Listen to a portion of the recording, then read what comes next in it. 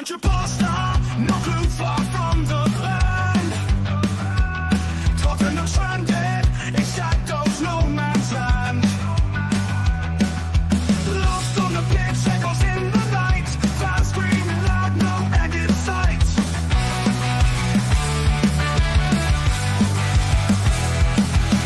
Shift the blame like drifting sand. Promises empty, no steady hand. Wandering clueless in the football nest. Wishing for a twist, but nightmares persist. Shift the blame like drifting sand. Promises empty, no steady hand. Wandering clueless in the football nest. Wishing for a twist, but nightmares persist. Where's the Leo? We waited in vain. Pains us deeply every season the same. No direction, stumble and bind.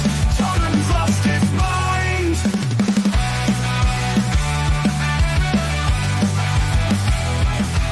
Speechless, impressed, they're at the ground. No solutions, nowhere to be found. Fans on the side, hearts turned to stone. Stadium echoes a lonesome drone. Whispers in the air, they speak of change. Up on the horizon feels so strange. Question marks in every wayward pass. And goes the future fading fast. Where's the Leo? We waited in vain. Pains us deeply every season the same. No direction, stumbling blind. Tottenham's lost its mind.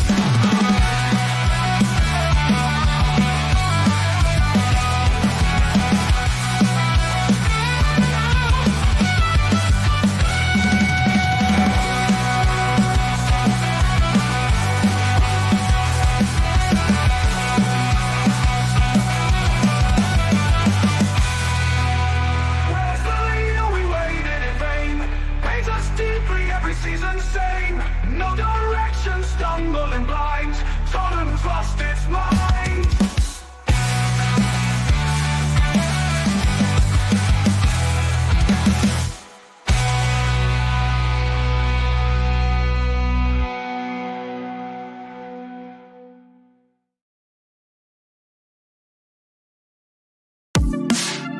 The first game we look for, Robbie.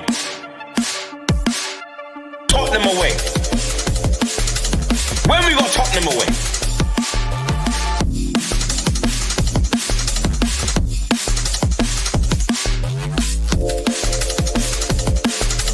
Tottenham away. When we got Tottenham away.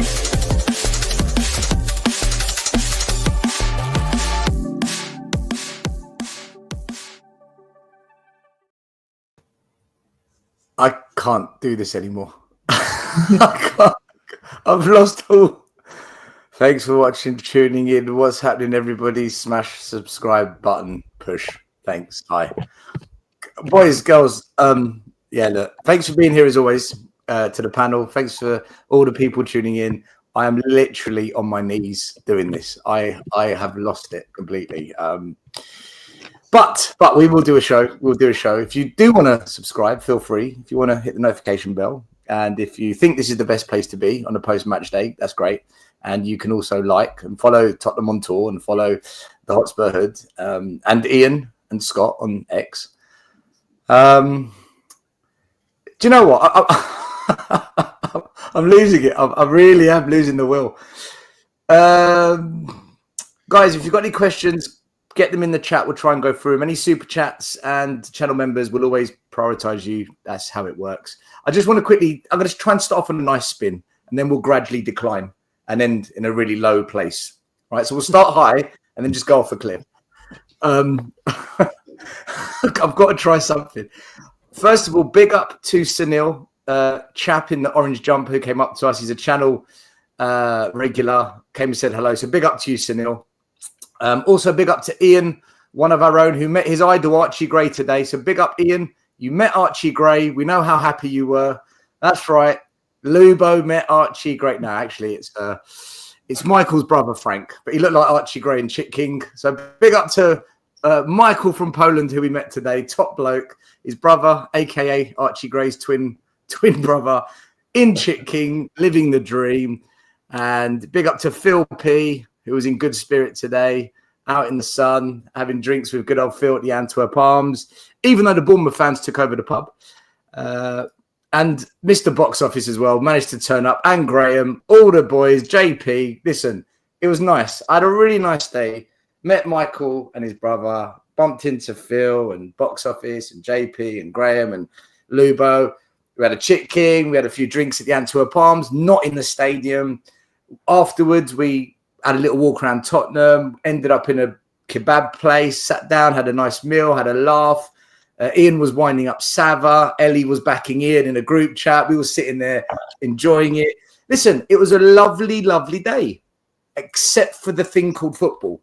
That really fucked up the middle part of the day. But that's the bit we're going to talk about. So now we can go off the cliff, guys. All right, now we go downhill. Scott, in fact, do you know what? Let me just say hello to everyone first before we talk football. How you doing, Scott? You're right, my man. Yeah, it's good. We got rid of all the snow here. The sun is starting to shine. Family's doing well, so everything's all good. I can't think of anything that could have ruined my day. Oh, that's right. We did have something happen today. As usual, it's the Spurs are back, and there's the one thing that isn't going right. But other than that, it's great. Other than the football, it's great. David, why don't you start telling us about the charity work you're doing, David? Why don't we do that? Let's before you go off a cliff. I've gone now. Before you go off a cliff, start on a positive, then you can jump.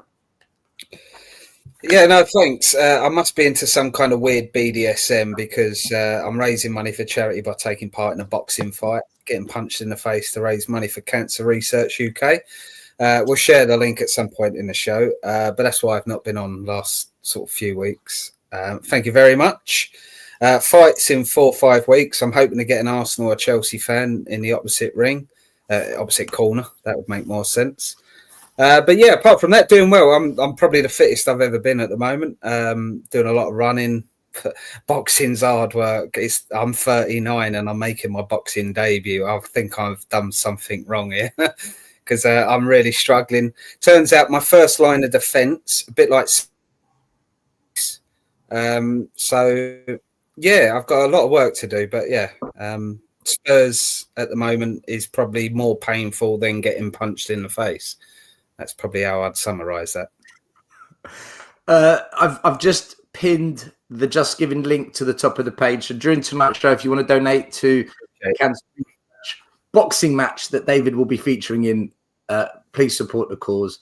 The link's down there at the bottom as well if you want to have a quick cut and paste. I don't know how you do it, but there you go. Dan, how you doing, mate? You all right? We had an interesting stream yesterday, but oh, he's gone. Okay, Dan. See you later. Lubo, how excited were you? Your dreams come true, my man. You met your idol. You look how happy you look. So happy. Not bad. It's a slight likeness, slight similarity there. But listen, it was nice to me seeing all of you guys for supper. Michael's over from Poland with his brother, met JP as well. Graham and Alex, I knew yourself. That was just a nice day. We came away with a point more than I thought we were going to get. So that was a positive. And here we are to talk about it. Another poor performance, but we're all here. We're all smiling. Well, some of us are anyway.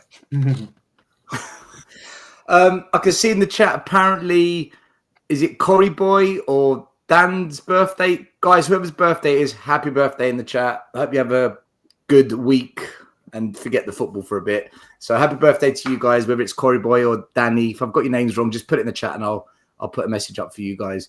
Yeah, Brian. Yeah. Listen, football aside, how you doing? How's things? How's Canada? Scott's happy in Canada. Are you happy in Canada? Mate, look, I was about to say we'll do the positives first.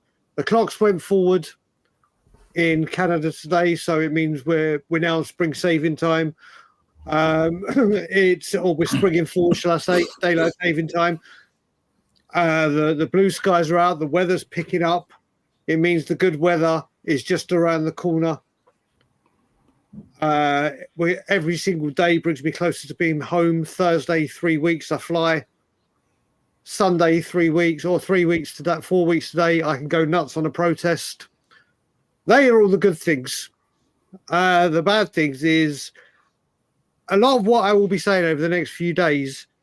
I don't really need to talk about Levy, which I will do whenever we speak about him. But there's been people that's been Ange out for a lot longer than me. I finally caved in after North London derby. Now, for the next few days, my undivided attention is directed firmly at Ange Postecoglou. I have seen stats today that, do you know what? We have won 1 of our last 10 Premier League home games. A lot. You go back, mate. I'll give you literally. This is why I today's the day. Today is the day. Let me just get it. The list goes on. We have in the last 10 home games we have lost to Ipswich, drawn to Fulham. The only highlight of that was I was watching with Michael McIntyre in the Scotland Yard. We lost to Chelsea. We lost to Liverpool. We drew with Wolves. We lost to Newcastle. We lost to Leicester. We beat United. We've lost City. We've drawn with Bournemouth. In the last 20 games in the form table, we are 17th. Only below us are the 3 bottom teams. Wolves, Manchester United, Everton, who were around about in the league, they've surpassed us. We've gone from the injuries to too many games, even though we demand European football, which means you will play more games. We want success. It's the injuries. It's the too many games. The one that I love the most is we weren't at the levels. Your actual job is to make sure we are at the levels that we're never hitting. Then on Thursday, it was the pitch. And now today, he wants to blame the fans. When the real reasons are his tactics, his formation, and himself. How this man is still in a job, I do not know. I solely believe if we go out on Thursday, which I think we do, Daniel Levy will pull the biggest Daniel Levy move that he always does, and I'll predict it now. During the international break, he will fire him because it will be just before the protests, and he'll try to take the sting out the tail of it. It will be the typical Daniel Levy move. And the one thing I will say about Daniel Levy until we come on to him is I don't mean this in a very bad way to you season ticket holders that do go, but I hope to God he raises the season tickets. I literally am here now hoping and praying that he puts the season ticket price up, because then when fans look at this and say, do you know what, no European football, one of the worst Premier League seasons possible, everything that's gone wrong on the pitch, wages go down, player quality go down. Here you go, give me some more money. And then when it comes to his bonus in April, I hope it dwarfs last year's bonus. I hope Daniel gives him a nice little pat on the back for the 16 extra events that can be held at the stadium. All the official partnerships. Every good thing that he's done off the pitch, I hope he rewards himself with an extra couple of million. He deserves it. He deserves it. And hopefully, again, these fans will see that the match day going fan and the international fan base and the UK fan base and the worldwide fan base, he does not care. The only reason this manager is here is because more pressure will go on him. And the only time we will get rid of him is to try and take some sting out the tail of the protest. But how this man is in a job, how this man can be given a microphone after he needs to be put in time out like you do with your kids. He shouldn't be able to talk after interviews. He should go and talk because it's literally enough. And like I said, for the next few days, my sole attention, unless I get asked about Daniel Levy, is solely as Postecoglou out. This has got to end. Has to end. Do you know, I like the way I said to everyone, Start off nice, then go off a cliff. Brian's like, nah, I'm going straight off. Yeah. No, I said I'm looking forward to coming home, and the weather's good. Mate, no, listen, I love it. Yeah, listen, Dan, look, we're going off the cliff tonight. It's going to happen. Look, how are you doing, mate? How's things? And if you want to talk about the football, you can before we break it down bit by bit. It's up to you. Look, feel free, speak. No, it is what it is. Same Spurs, different day. Simple as that. How we got away with that 2-2, I will never know. That has got to be one of the worst crosses I've ever seen in my life. That actually turned into one of the flukiest goals I've seen in a long time. I don't care it went in. Fair play on Son for getting the penalty, and he took it confidently. So 2-2. I think it came down to a couple of stupid mistakes off Brighton and the fact that off Bournemouth, and the fact that they just could not finish today. Really, they really couldn't. And literally, bar a couple of players, literally everyone on that pitch. Again, shocking. How did we get caught out again? Down the left bloody flank with the inverted wing back with an absolute melt like Johnson up front, who can't control the ball when a pass comes through and it bounces about 6 foot off his bloody foot and then just stands there and looks at it like he's just had a slap across the face from his mother, for God's sake. And it was just bad. We're getting done the same way every time as we were last season. The man isn't going to change. I've given my opinion why. I'm not going to go into it. He can't change. He won't do it. And we're going nowhere fast. I mean, look at that. Like Brian said, what is that? 1 home win out of 10 or whatever, or 11, something like that. We absolutely look shocking. I thought today, Spence, respectable game. Vicario kept us in that game. Romero, if anyone still wants to say world class, well, I will say you must have low standards. Probably go for a 1 or 3 and you'll be happy, if anyone understands what I mean. And with that, he nearly cost us the game 4 times in the first, 7 or 8 minutes. He was absolutely dog shit today. And I mean, do you know what, Ian? I said this, yeah?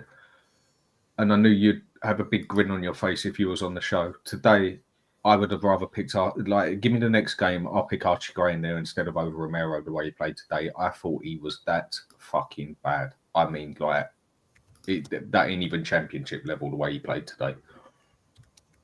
Odebert, I think you can see there's a player there with his feet. But what else does he give? Pass, cross, shot, none of it. And I thought Bissouma was doing okay. Bentancur, what a complete fuck up. Just this whole team at the moment, bar a player or two. I thought Danzo just played as Danzo, kept himself in the game, did what he had to do as such. I just think this whole team, it ain't working, and it does come down to the tactics.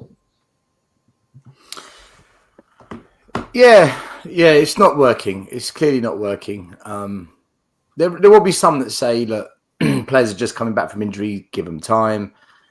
But then that's where a manager's got to tactically tweak it. I don't think any of our midfielders are injured other than Kulu. They're all fit. They've been fit for most of the season, bar Bentancur. But look, let's get into it. Let's talk about the game because that's what people want to hear, really. When you saw the starting 11, okay? When I saw the starting 11, I said to myself, do you know what? I'm really happy with the back line, Porro and Spence. I think that's the right thing to do because Udogi's had a stinker the last God knows how long. So that made sense to me. Danzo starting, he has to because he's an actual centre-back and he's been doing okay.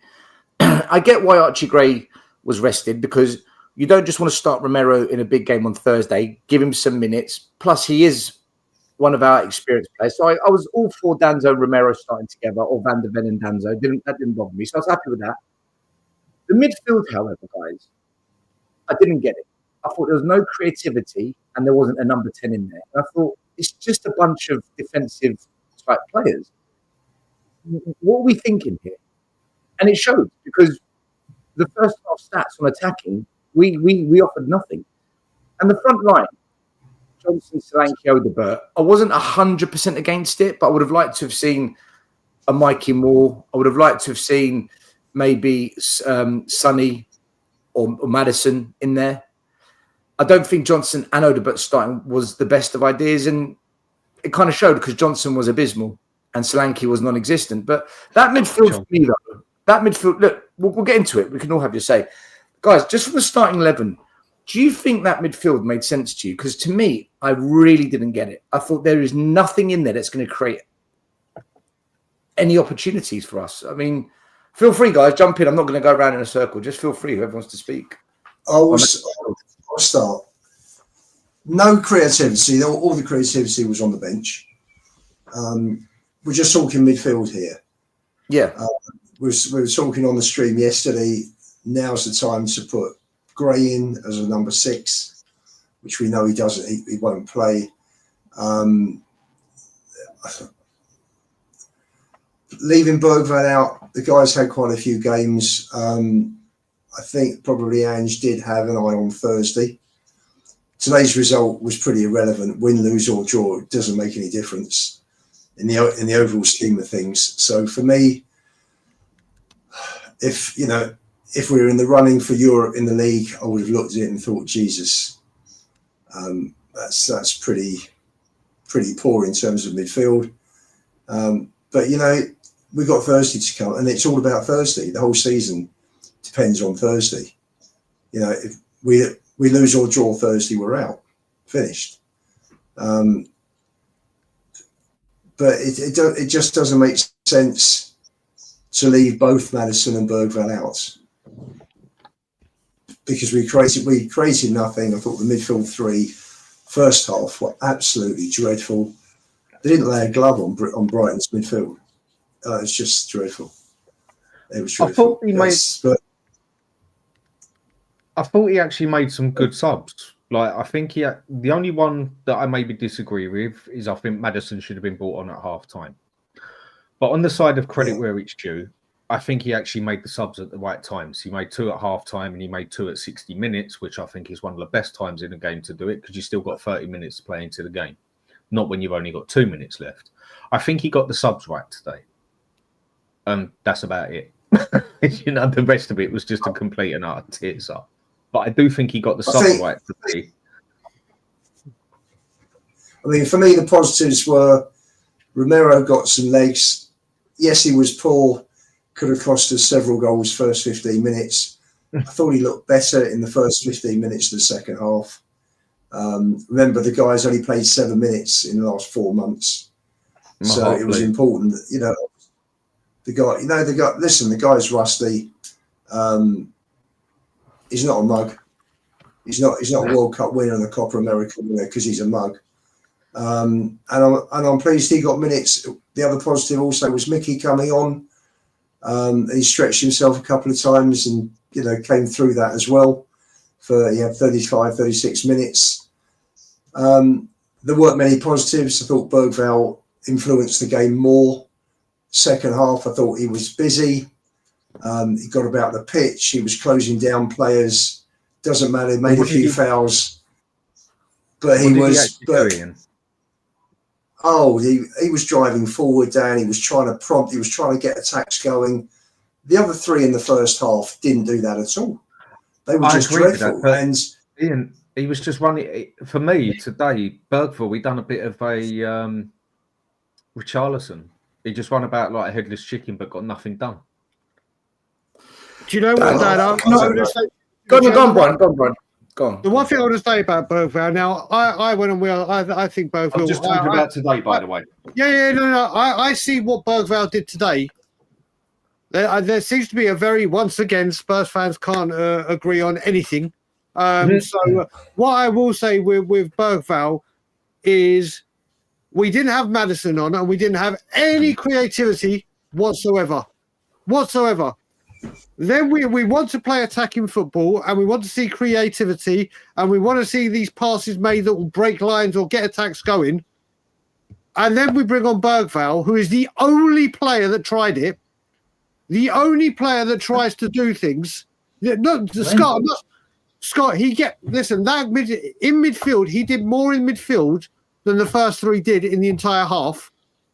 He literally, like I said, people will see things differently, and that's totally all right. But what I don't get is we want to see creativity, but then when we have a guy that will try something, yes, he does lose the ball too much. That's the youngster in him, and he's going to do it. But he is the only one that tried to bring the ball forward. He's the only one that was trying. And that's when I see it with Maddison came on and was brilliant today, or was one of the best players on there today. Him and Sonny really did have an impact in that team.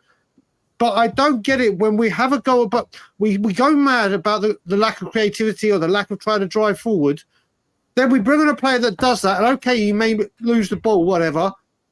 But at least this guy's actually trying to get the ball forward. At least this guy's trying. Okay, Brian, I'll counter that, yeah? I get what you mean. But he did nothing. Nothing came off it. Okay, get me a striker on the pitch and he takes 10 shots at goal, but he misses all of them.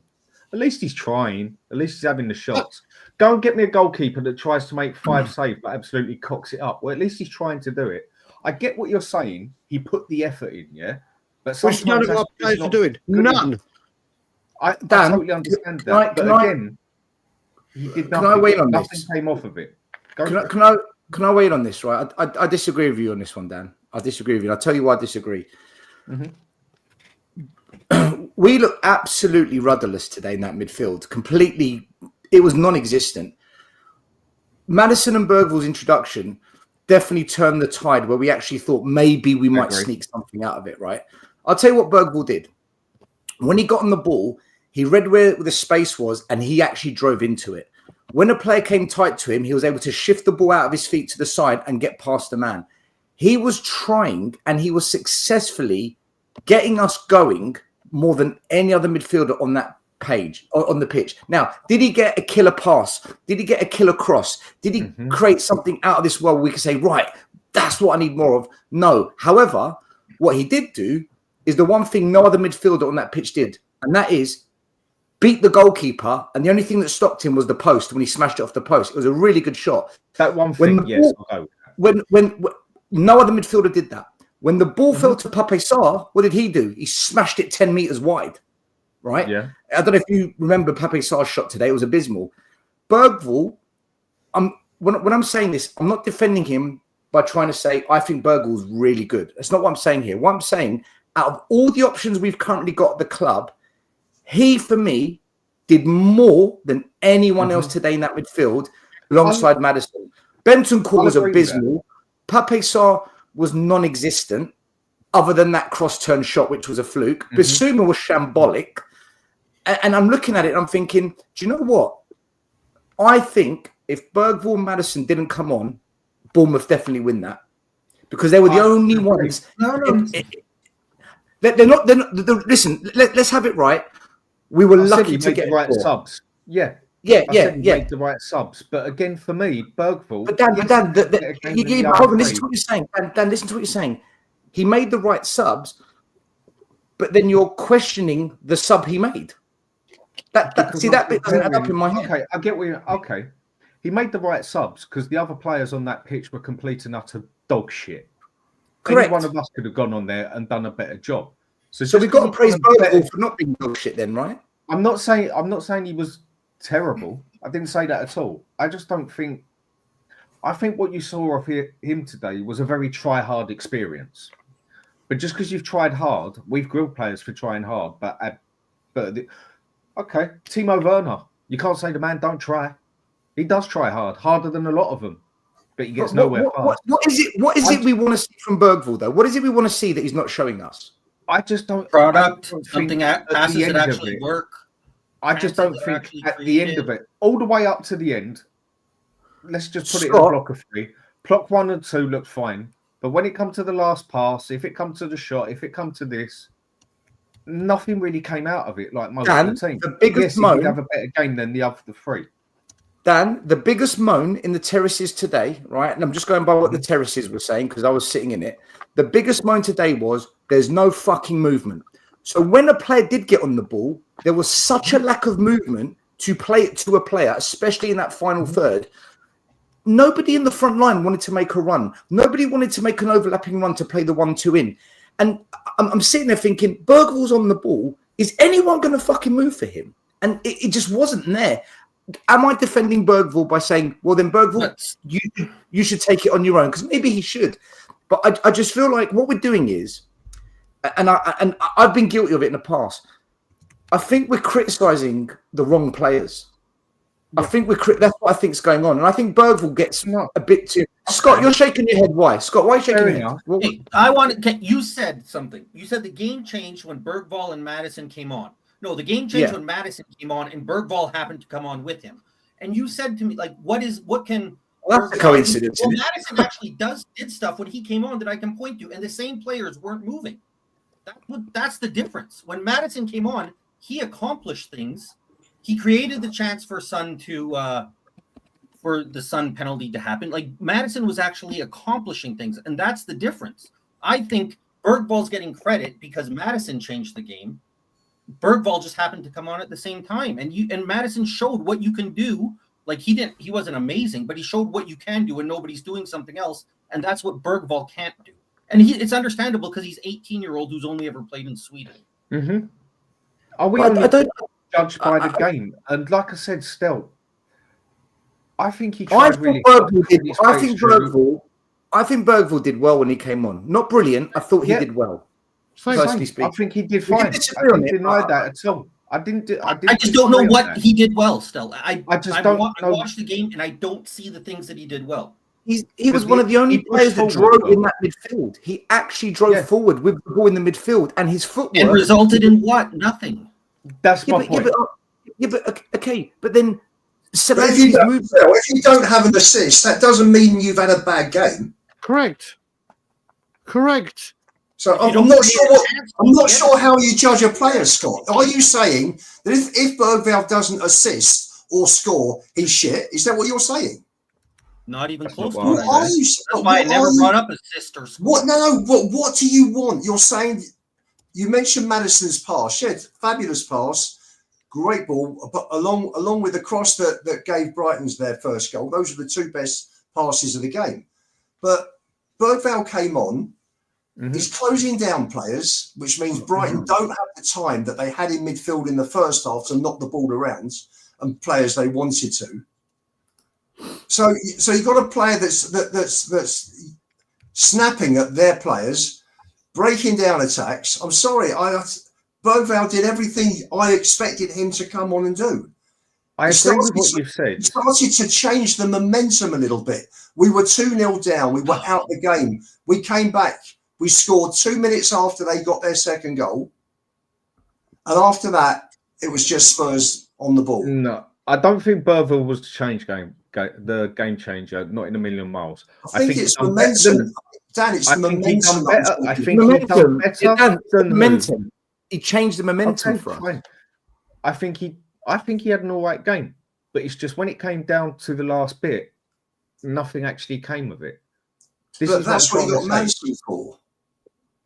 Yeah, in the end, but that's why Bergvall's meant to be getting. If Maddison's not on the pitch, you just said he's our creative player like 5 minutes ago. Bergvall played in the number 8 when he came on. Bergvall played in the 8 when he came on. I thought. I just don't think you saw nothing particularly at the end of everything as such. Maybe a good build-up, maybe a good this and whatever, but I just didn't think you saw nothing special at the end of it. And just a few, I don't give a toss how old he is. I really couldn't care less. If he's fit enough to play, if he is fit enough to play, I'm just making a point here. If he is fit enough to get on that bench or in that team, he gets judged exactly the same as someone who's 30 or 25 as well. No way, absolutely no way. That wouldn't happen in any other job, Dan. I'm sorry, mate. Yeah, it would when it's business, mate, and you're there to do the job. If you don't do it properly, and I'm not saying he didn't, you get judged the same as someone who's 60 who's doing the job. If you're not doing the job that you are implied to do. I'm sorry, you wouldn't expect. I'm not saying he played well. I'm not saying he did. But if you are playing on that pitch, I expect a certain standard. And I'm not just going to give excuses because of someone's age, but I'm not saying he had a bad game. I think kids, younger players, get too much softy, mummy cuddle. I don't agree with all this cuddling them up, putting them with bubbles. Oh, but it's his age. He had a Berg game. Don't worry about it. And all Dan, that. Yeah, that's can I ask why you a most question? people are Can I ask so you a question? soft. The thing, But I'm not saying he had a bad game. the thing is, our creativity, and this is where I have a bit of sympathy, and I'm very hard with sympathy on our players because I'm very hateful of them. But the Berg, Vales, Madisons of the world are very central orientated, very central creative players. Angie's tactics do not allow for a central creative player. If you look at it broken down, how he creates or how he wants to create openings in the game is very much on the wing. What he wants to do with our inverted wingers, wing backs and the wingers, and that's central midfielder on that side, is for them to rotate in a circle. So yes, they touch centrally slightly, but they're based over on the wings. So we don't actually have a focal point through the middle. So I'm only backing up Bergvall and Madison a little bit here. Is we don't actually employ tactics that are inducive to great central attacking play from a creative central midfielder. So that's my defence for them. I'm not excusing them of other things they do wrong, but I don't think they're being put into a position where they're at their best.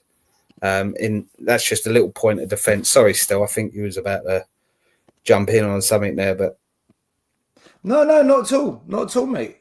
There's no system of play. There's nothing. no, there is a system.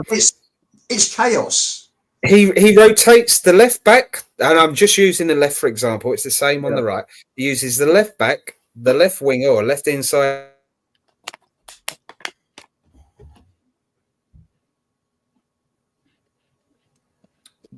David, I think you're frozen. Frozen. As essential. That's why our left back ends up as an inverted left back at times. The left back isn't inverted David, all the times. David, sorry, can you repeat that? Because I think you froze as you were explaining it. Sorry. So I'm using the left as an example. It's the same on the right. You get your left back, your left winger, and your left central midfielder. It's the same on the right. But what they do is them three players rotate in a circle up and down the flank. That's what his tactic is. That's why our left back ends up inverted at times.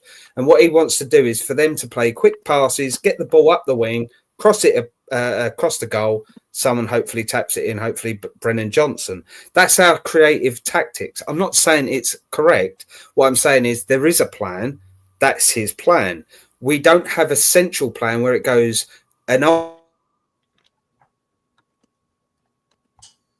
Lost you again. He's frozen again. He's frozen again. He's giving such a good explanation as well. Oh, he's back. He's back. He's right. We lost you then. You've muted yourself now, David. Yeah, no, I muted myself because I could see myself cutting out. I don't know how much you heard of that. I'm going to switch my internet back over. You explained how the flank was rotating, and that's why the player on the wing back would invert, and that's his system. But we don't do it centrally, and that's why I feel a bit sorry for Madison, Berg, Vales of the world. We don't actually set up to create through the centre. We don't have a 6 to protect the back line from counters either. The whole thing's a mess. I mean, it's funny, you mentioned Odebear. At least he goes at players, which is not what, he does so much more in terms of running at players than Johnson does. Johnson just doesn't do that at all. The problem today is that Odebear should be on the right, not the left, because he was having to cut back onto his right foot virtually every single time. So he's played out of position as well. I thought he was actually left-footed because he's always played on the left. Not just for us, but for who he played before us. He's always played on the left. Well, you saw him cut back every single time, but bar once. I'm not disputing that, but that's another player for me where we saw a couple of little bit of twinkle toes and control of the ball, but jack shit at the end of it.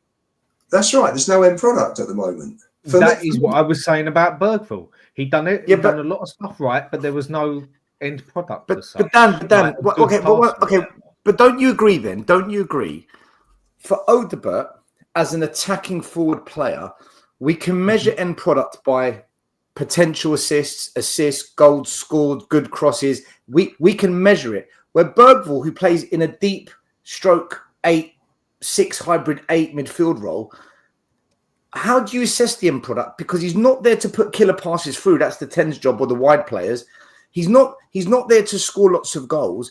He's No, I know there that. to get that ball in midfield and get it out wide or feed it to a forward player who then looks for the assist. That's not. So I think what you're doing, Dan, just correct me if I'm wrong. I think you're looking at Bergvall and you're trying to judge him as a 10 when he's not playing in the 10. Quite possibly. But then what is he, a ball-winning midfielder? I think he's our box-to-box midfielder. I think his job is to get back and help protect the back line and get the ball deep and carry it forward to the forward line to do their job. I think he... I could be wrong on this role with Bergvall because I'm still trying to understand what Bergvall's role is in the team, if I'm honest with you. But I don't think he plays. That's a problem. And if that's actually what it is, I'll back off a bit on it, yeah? But I will still say there was nothing at the end of what he tried to do, really. But I also keep having people like Ian telling me that he's our only other creative player and he created nothing. I think pre-season, when Bergvall played further up and a bit wide, he was creating. But since this season started, he's suddenly been put in a deeper role, and it doesn't make sense to me. I don't think that's his role. But then I could say that for a lot of players. I don't think our wing backs are inverted wing backs. I think they're overlapping wing backs. I don't think Gray's a centre back. He plays at centre back. I think Spencer's a right back. He plays at left back. So do you know what I mean? I don't think Tell's a striker, but he plays as striker. I think there's a lot of players in this team who play in roles that they're not like what David just said. Our attack is focused down the flanks, yet we're expecting the attackers in the middle to do better. But we don't go down the middle. So it's like, well, do you know what? Honestly, as this season's gone on, guys, I'm beginning to question myself and my thinking of this team, of what I'm supposed to expect when the team is so dysfunctionally set up by Ange. Ange is a bigger problem. Ange is a bigger problem than what I thought. I actually think he's fucking over a lot of players at the moment. Stel, can I take this opportunity because I'm going to bed. I'm exhausted. Go. I just want to say, listen, hope you all have a great conversation. Like you were just touching on, Stel. Do you know what? We can all argue and debate and see how players are playing individually and performing. But the reason this is happening is they are running like headless chickens in a clueless system, in a poor formation where there is absolutely no game plan. There is no passages of play. There is no idea. Exactly what James Maddison said against AZ Alkmaar. It's always the same play. It doesn't matter who plays where. If you're meant to be a 10, if you're meant to be an 8, if you're meant to be a 6, if you want inverted wing backs, stay wide wing backs, no 6, no midfield. Every team know how to play us. And Bournemouth, let's face it, if it hadn't been for Vicario, it would have been game over. It would have been game over again. They picked us apart. And do you know what? They pressed on us like a prime Poch team did. Whenever they took their chances, seeing wingers crossing a football, I forgot what that looked like until we played AZ Alkmaar and Bournemouth, because we don't put crosses in, apart from Sarr that flukes one in. It doesn't matter. We can all see the game differently. We can all expect different from our players, whether it's young, old, international, whatever it may be. But the reason we're this way, there's a reason we're 17th in the form table. There's a reason why we've only won 1 in 10 Premier League games. There's a reason why that was the first time we'd scored a second half goal in the Premier League since Liverpool in December. There is a reason for it all. And it's the manager and everyone above him, right to the very top. So I will let you carry on with your great show, guys. Have a great evening. Enjoy the rest of your week. Take care, Brian. I've got Ange out and Levy out now, so that's it. Ange out, Levy out. Man out. Big up, Brian Daigle. Before we carry on, I've got to do 2 quick things. First of all, I've got to bring in the man of the moment. There he is, Mr. Poland. He's live from a hotel somewhere in central London. Michael, I did warn you before we went to that stadium. Like, you're going to see how bad it really is live now, right? And I wasn't wrong. Also, I've got a couple of super chats here. Big up to Lee, channel member. Thank you so much. Corey Boy, channel member as well. I think it's your birthday, Corey Boy. I hope I'm right. If so, happy birthday. If not, I apologize. Sanilla, I put a photo of you up earlier on. In fact, I'll do it again because you put in a super chat. Mr. Sanilla, who came up to us today, big up to you, brother. Great to meet you at the game. Meeting you guys was the highlight of my first match back in 2 months. Apologies to Frank for not saying hello. I really appreciate you stopping and saying hi. Mate, thanks for coming up to us. Honestly, appreciate you as well, bro. And also, William Leone, as always, thank you so much, bro. He gets on a train from Hertfordshire, comes to the protest, and then gets a train back. Doesn't go to any game, just comes to protest and goes. This guy's an absolute legend. Yeah, Michael, man. Listen, we were talking about the midfield, and we're debating: was Bergvall good? Was he not? Is it the system? You know, is there enough output, or are we expecting too much output from the Rock? What's your take on the midfield today, the starting midfield, and what do you think of Bergvall today? Yeah. So first of all, like, thank you for the tickets, Stel. It was a really brilliant experience for us, right? As I mentioned plenty of times today, but even though like the game wasn't the best from a Spurs point of view, as a football fan, yeah, I have to be honest, right? As from a Spurs point of view, it wasn't the best, right? But as a football fan, like, it was an amazing experience. It was the biggest game I ever been to, and I definitely want to do it again. I know it sounds like a masochistic thing, right? But yeah, I guess, right? But yeah, Michael, midfield, I don't want to do it again, though. I don't want to do it again. Don't worry, mate. Someone else can take us. No, but So in terms of the midfield, right? I think that I personally think that Bergvall was the best out of the bad bunch, if you get what I mean, right? I feel like when he came on, he changed things, but I still don't think it was great. I think that especially now, seeing it live and seeing the movement of other players around, right? I see that this midfield is just dysfunctional, like in its essence, right? I don't think like any player you put in there will perform up to a good enough standard, right? So for me, Bergvall was better than the other guys. I'm glad that he came on and changed the game, and I actually think that he had an impact, right? But he still was losing the ball a lot. He still wasn't covering whenever someone else lost the ball, right? I feel like whenever the ball got turned over, we are just wide open. And that's, for me, that's not only about the players themselves, but that's also about the coaching and the system that they play in, right? So yes, to an essence, right, I agree that Bergvall was, as I said, I think Bergvall was better than the others, right? I am happy that Ange made the change. I think that Bissouma and Bentancur were really poor in the first half. But yeah, but was like Bergvall comparable to like the best midfielders in the league? No, right? Like, I have to be honest with it, right? We played against Bournemouth and we looked subpar in the midfield from time to time, right? Yeah, he done better than the other three, but nothing great. And what I think we're judging on is, I think he had a respectable game. But because the others were that dog shit, I think people are saying he was that much better. Yeah, than them three, any one of us could have come on and done better. I've not said he had a bad game. I think he was respectable, but I don't think there was nothing great out of him. That's all I'm putting at. And I think he's getting the excess because the others were just that bad. He was the better ones out of the crap. But at the same time, he's getting the excess criticism. What criticism? Would you say I think most people, if you asked him who was the worst player, he wouldn't even be in the top 5 of worst players. Can I want to ask you another question about the midfield, because someone in the comments, sorry, I missed who it was. So if you said it, thank you. Someone made a good point in the comments. I tried to defend Bergvall by saying, look, you're judging him as a 10 when he plays as an 8, and the system doesn't function, right? Does Bissouma deserve some leeway as well? Because he's playing in the 6 too often, and he's not a 6. At Brighton, he didn't play in a system like this, and he was never asked to be a 6. And now he's running around the pitch trying to put. Are we unfair on Bissouma, guys? Do you think? If we're being unfair on Bergvall, if we're being unfair on Bergvall, then we're being unfair on Bissouma, because Bissouma ain't a 6. And I still think there is a player there that if you play him to his best, there's a very good midfielder there. He wasn't wanted by the entire Premier League, basically the best midfielder outside the top 4 for no reason.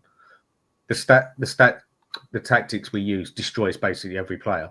So if you can give one player leeway because he's being played just out of sync, then you have to do the same for another player, don't you not? Or is that favouritism? I don't know with this one. It shouldn't be a 6. He isn't a 6. I agree with you. Bissouma's being played out of position slightly, but I disagree with giving him some slack because he's had ample opportunity to prove that he's a capable footballer, regardless of formation, regardless of tactics. He's made boneheaded decisions on the ball, off the ball that has cost this club. It's got nothing to do with tactics. So Bissouma deserves zero credit. The sooner we sell him, the better. Fuck him. So you're in a good mood, Dave. So you think that another player, he has been poor. He has been poor. There's no two ways about it. But you're saying that one player gets played out of position and gets the leeway and another don't. If you keep playing the player consistently out of his position or out of his best, in my opinion, a lot of players will just get worse. Whereas the better players with a better mentality will actually adapt. That doesn't mean every player can adapt. Not every player can go and do that. I still think Bissouma's being asked to play 5 yards different to what he's used to. He's not being asked like a left back being played right back. It's not that interesting. No, he's up. He used to get the ball just before the halfway line, charge up to like a number 10 position and pass it from there. Whereas now, and all you're in a Roy Keane here. He's a central midfielder.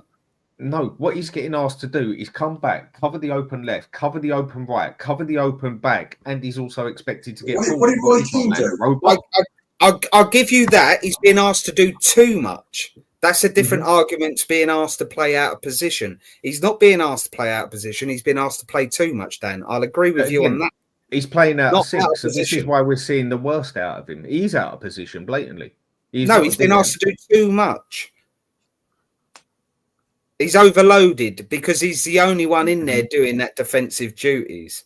But he's in his right position because he's more of a defensive midfielder than he is an attacking midfielder. No, I disagree. When he played at Bournemouth, when he played at...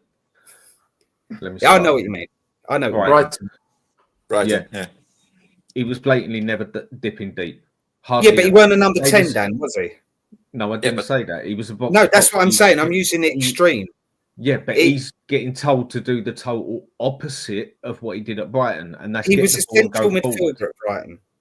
Yeah. Now we're asking him to be a more defensive central midfielder. Right. What I'm saying is, if he's not a defensive person, that's not a drastic change, is it?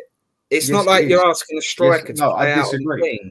It's not asking a left back to play right. If you're an attacking player, you're used to playing attacking, and if your weak spot is defending, and then you get put into a defensive role, you're going to see a much worse out of a position. Okay, guys, I'll give you 2 examples. Some of the stuff that player does is irrelevant if he's defensive or attacking. He makes boneheaded decisions. It's got nothing to do with tactics. I'm not denying it. The only thing I'll give him leeway for is he's being overloaded. That one I agree with as well. But put Porro as a right back, it don't work because Porro can't tackle. Put Spence as a right back, it works because he can do that. That is his stronger point. But can I put something forward? Ain't defending.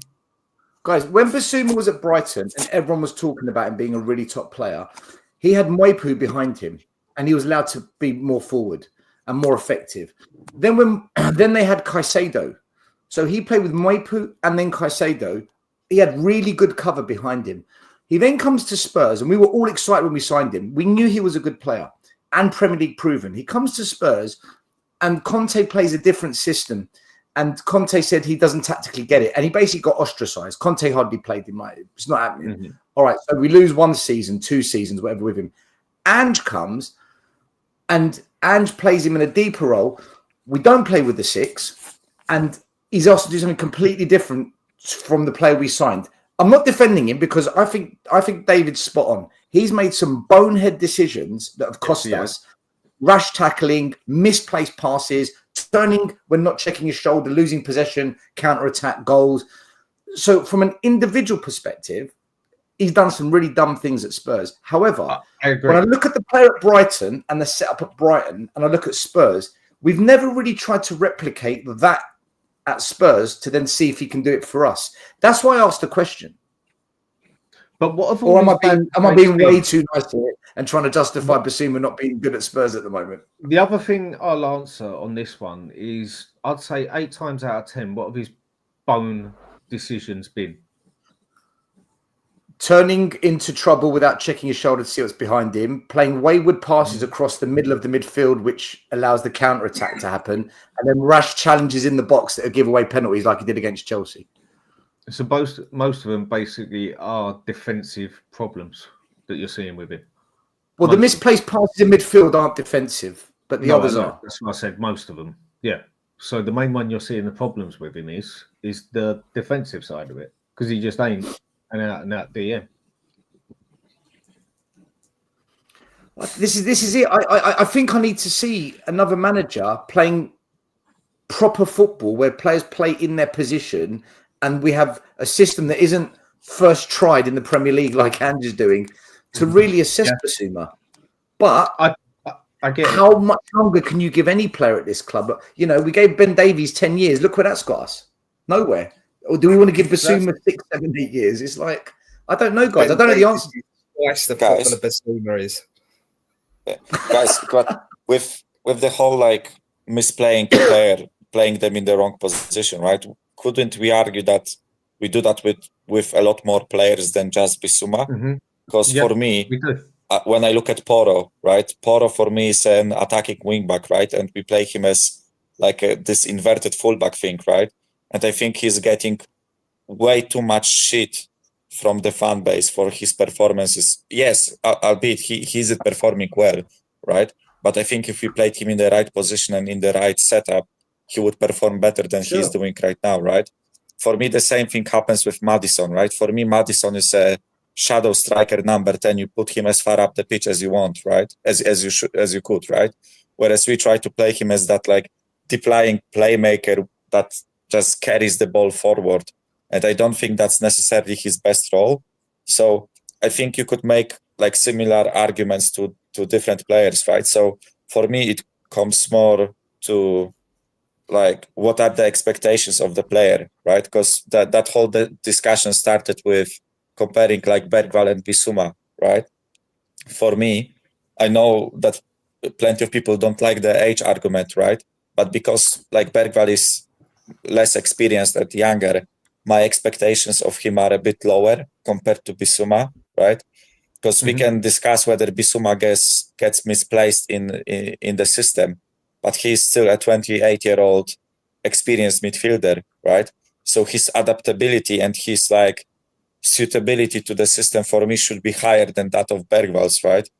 I think even though Bergvall is a bit like misprofiled, and I think we should be putting him further up the pitch, I feel like with the task that he's given, he's doing a better job than Bissouma with his, right? I feel like with the experience that Bissouma has, I think he still should be performing better in that role, even though he's not necessarily the most defensive player. And I think you could make the same like argument with Porro and Maddison, who both are experienced players. So our expectations of him are a bit more, right? I don't know if I'm making sense, but for me, like with Bergvall, when he makes a mistake playing as a 6 or an 8, because he plays really deep for us, right? I think he should be further up the pitch. But I have like more patience and energy towards Bergvall than I have with Bissouma, right? Okay. And just seeing Bissouma today, by the way, stinker and hooked. I didn't actually think he was the worst one in that first half, to tell the truth. I thought Bentancur was miles worse than Basuma was, but I'm not saying he was good. The whole point I'm just making was everything, and I shit suppose you can relate it to every player, is play him out of sync and you won't say the best. And he is not getting played in his position. And he's getting told to do a total different job, 90% different job to what he was bought for, basically, because he was so good at it, and Liverpool was willing to pay 70 odd million, but they wanted 85 million for him at the time, to play a total different way, which isn't to his best. And we've also agreed on here that, yes, he makes mistakes in other things, but 8 out of 10 of his terrible decisions have been defensive decisions. Why? It don't take Einstein to work this stuff out. It's like a no shit Sherlock. He's not a defensive midfielder. He's not a defensive-minded player. And because he isn't that, not all players can adapt like others. And because he isn't that sort of player, you're just not going to see the best out of him in that way at any sort of time. He might make a better day than another, but where he's very set as he's a very one-sided player as such, whereas you get some midfielders, they can play on the left, play on the right, just as good. Whereas you get others, put them on the right, they're brilliant, put them on the left, no game at all. Yeah, but Dan, they're very single player. Can I ask you quickly, how good was Bissouma in the first 10 games under Ange? You know, when we had our little, you know, this is amazing period under Ange at the very beginning. And how was he playing? How was he playing? I know, but was he playing in... No, he was playing getting forward. He was playing box to box, get the ball, get forward, run forward with the ball, and he was considered one of the best in the league at it at the time. So would that be the Bergvall? Would that be the Bergvall, Madison, Kulusevski role now? Because we play 1 and then 2 when it comes to the central midfielders, right? Quite possibly. He was always best at going forward, and when him and Madison were doing it together for the first 10, even 15 games, they looked very, very good at it. But as soon as Bissouma has been dropped to a more defensive role, he has been shocking at the best of times, and his major decisions and his ball-making decisions are not defensive because he is not a defensive person. You can take this into any sport you wish. If you get a boxer that boxes with his left hand, but then has to change to his right hand and he ain't good at it, he's going to get knocked out. Some players can adapt overall better than others. Some players can only play one way. Now, people seem to think, yeah, but he's still in centre mid, so he should be able to adapt. No, it is a total different game. He is playing at Spurs as a centre mid, more of a DM, more of a box-to-box defensive DM than he is what he is at his best at, and that he's getting the ball, charging forward, and a short direct ball to the main playmaker to carry it on from there. So just to clarify, he's challenging with Bergvall for that in front of, because we play 1 holding and 2 central midfielders. I know our holding midfield is a bit loose, but we play 2 in front of the 1. So your argument is, and I'm not disagreeing, I just want to clarify what you're saying. He would be better off if he was playing in that the 2. So it'll be challenged with Madison, Bergvall, Kulusevski when he plays central. If he's challenging with them for that position, you'll see a better Bissouma. That's what you're saying.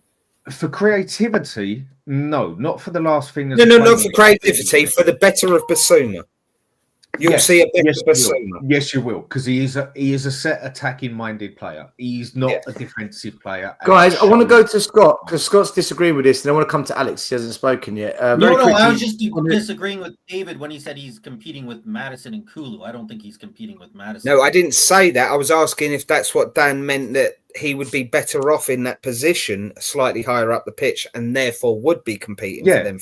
Or just put him as a centre mid, box to box, come back a little bit and get the ball sometimes, but mainly be the box, because there's 2 different types of box to box. There's the defensive type and who drops a lot deeper, and then there's the attacking type who drops a little bit, gets the ball, charges forward into the other box, direct, comes back on himself. And that is what he is good at. He's not good at coming back. He's not a good ball winner. He's not a good DM. He only done it once or twice at Brighton and getting forward with it. He's not good at coming back. And that is that. That's all there is to it. But Dan, guys, bear in mind, Ange doesn't change the way he plays. No, I know. Are we not missing the fact here that since the first, Bissouma played the first 8 games. I think he got sent off against Luton, didn't he? Yeah, and it hasn't been. Yeah, he missed the game. He missed the 9th, and he hasn't been himself since. Are we not missing the fact that we had a new manager bounce who played in a completely revolutionary way that's never been played before, took teams by surprise. Teams are now working this out, and Bissouma's not playing in a particularly different position. He's playing in a very different position. We're just being taken apart by teams that know how to work this out. Ian, he's playing a complete opposite position of what he plays. But he doesn't play with the 6 hands, does he? That's the thing. No, but he doesn't play with Bissouma, our box to box, what he has to do basically is come back and be a fucking DM and a forward at the same time. He has to come back. He covers that 6 role, yeah? And what I mean by cover it, he's not an actual 6. There's no 6 there. But our box to box, comes all the way back to either cover the left, cover the right, cover the centre, or even he's meant to be covering the back and get forward, because that's the closest thing we use to a DM, where we don't actually use one. And then you get the other style of box to box, who comes back a little bit, is a good ball winner, charges forward with it, and then puts the pass on to the direct man, either left, right, or centre, and comes back on himself again. Or you have the box to box who's doing what he has to do, who comes forward maybe a little bit, but mainly comes back and covers the DM and goes forward with it. No other club plays in a way in the Premier League the way we're asking our midfielders to play. No Exactly. other. And there is a much better player there if you play him as a box to box, charging forward. Much better player. He was not that good at Brighton that he was wanted for 70 million by Liverpool, playing that sort of way. So just because he's at the same spot on the pitch doesn't mean he's playing exactly the same style until he's best, because he's being played defence, and he ain't defence, he's attack. Yeah, Michael, go, because I do want to bring Alex in. So sorry, quickly, because now let's keep waiting. Yeah, we were debating whether we play with like one holding and two attacking. Honestly, boys, seeing this today, I don't think we have a shape in the midfield. I don't think they know their roles, because too many times I saw all three players doing the same job in turns, right? So I would expect when you have three in the midfield, one guy to be tasked when you have the ball and you are on the offensive, right? I would expect one guy to take the ball off the defenders and pass it to the midfielders ahead of them, right? And I would expect one of the guys to be the box to box, and the third guy to be the most attacking one. When I watched us playing today, all three of the midfielders, no matter which ones were on the pitch, right? If it was Bergvall, Maddison, or the three that started, all three of them were doing the same thing pretty much, right? Like doing this in turns, right? We had Pape Sarr at certain points playing the number 10. We had Pape Sarr at center points playing the number 6, or like the so-called number 6, right? I felt like Bergvall today, he was involved in the attacking phase. He was also involved in taking the ball out of the defense. So for me, I don't think they have like predetermined roles given to them by the coaching staff. I feel like they just chuck them in there. And I think I can back this by what Ange said, right? Because Ange was asked about playing with the 6 and 8. And he made a comment that for him, all the midfielders should be capable of doing all three roles, right? For me, it's mad. This approach is just madness, right? Because when you don't give them a specific role, I feel like more than often they found themselves not knowing what to do. I felt like plenty of times, like one of them took the ball off the defense and the other two were kind of in the same space instead of being forward, waiting for the pass. I just feel like we have no structure in the midfield, right? We can debate whether this player should be played in the number 6 or this player should be played in the number 8. I don't think that they are played in those roles. I think they are just midfielders, right? It's not defensive, not offensive, not box to box, right? I just feel like all three of them have pretty much the same job. They do the same job just in turns. And for me, this is madness, right? Seeing this today live, seeing how they move off the ball, I didn't see a structure there. I didn't see like predetermined roles. That's how I felt today. Mate, it's like, Michael, do you know what? I think that's how we feel watching Spurs every bloody week. I just want to say thank you to Jamie Allen, Super Chat, who says, has anyone seen Mikey Moore? He's our 7th winger now. Listen, Jamie, I spoke about this on Monday's show. I spoke about this on Wednesday on Sava's Q&A show. I spoke about this for about an hour, arguing, debating this on Sava's charity stream. I'm going to mention it again now, and I'll probably bring it up tomorrow on our show. What we are doing with our academy players is a joke. We are completely mismanaging them. We are buying youngsters when we should be bringing through our academy players. And whilst the team isn't functioning, to continue dismissing our academy players, it's just a violation of even having an academy. Unless Mikey Moore gets minutes, and I think Ian will agree with me because we were talking about this today in the restaurant or at some point. If Mikey Moore doesn't get minutes, he will be gone to another club. He will, his agent, his parents, he'll be gone. So I'm with you on this. I don't know what to say anymore about all this. I feel like I say it every week now. it does. I'm so disappointed with the youth situation in our club. He had Man City and all the big European clubs monitoring his situation last summer. The guy's a talent. What is Odegaard being played in front of him for? Why is Werner the other week coming on as sub in front of him? It's just disgraceful from Postecoglou. Good job today. Absolutely woeful. Wasn't even in the squad today. That's what I mean. And you've got the players that weren't in the squad. You look at you have the 20 in the squad.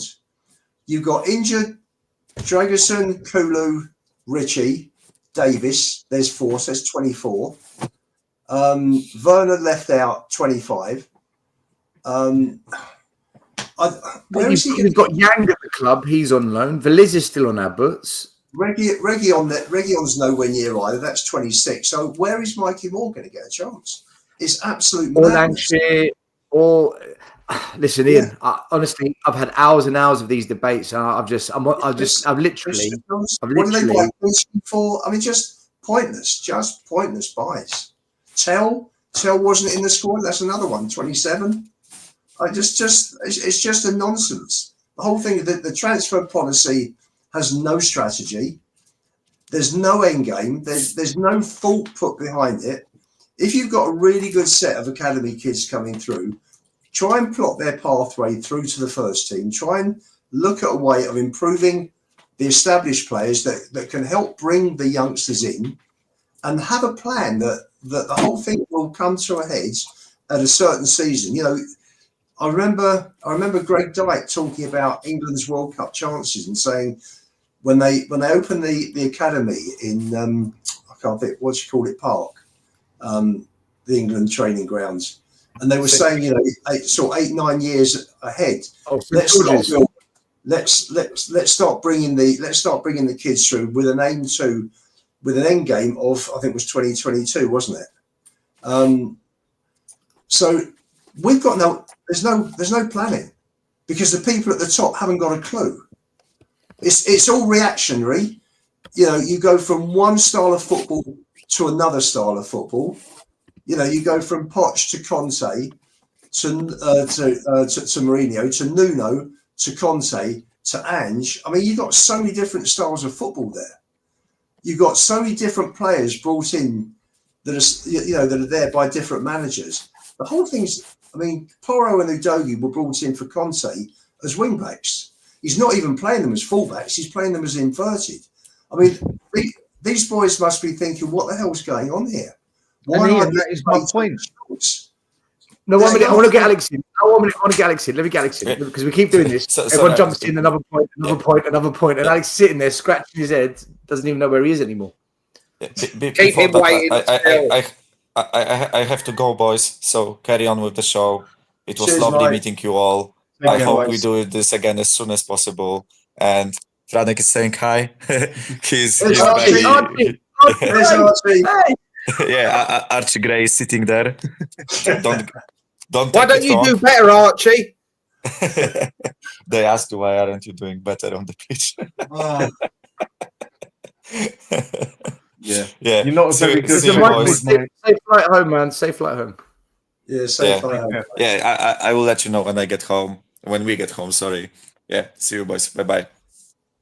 See you later, Michael. Have a good one. I just want to say before I go to Alex, there's 3 more topics I want to discuss, and we've just done 1 hour and 15 minutes on the midfield. So I don't want to do a 5-hour show. That's more than Ange does in a week. Sorry, David? That's more than Ange spends on the midfield in a week. It's an hour and a quarter more. Alex, welcome to the show. Listen, good to catch up with you. We had a good laugh. We had a good meal earlier on.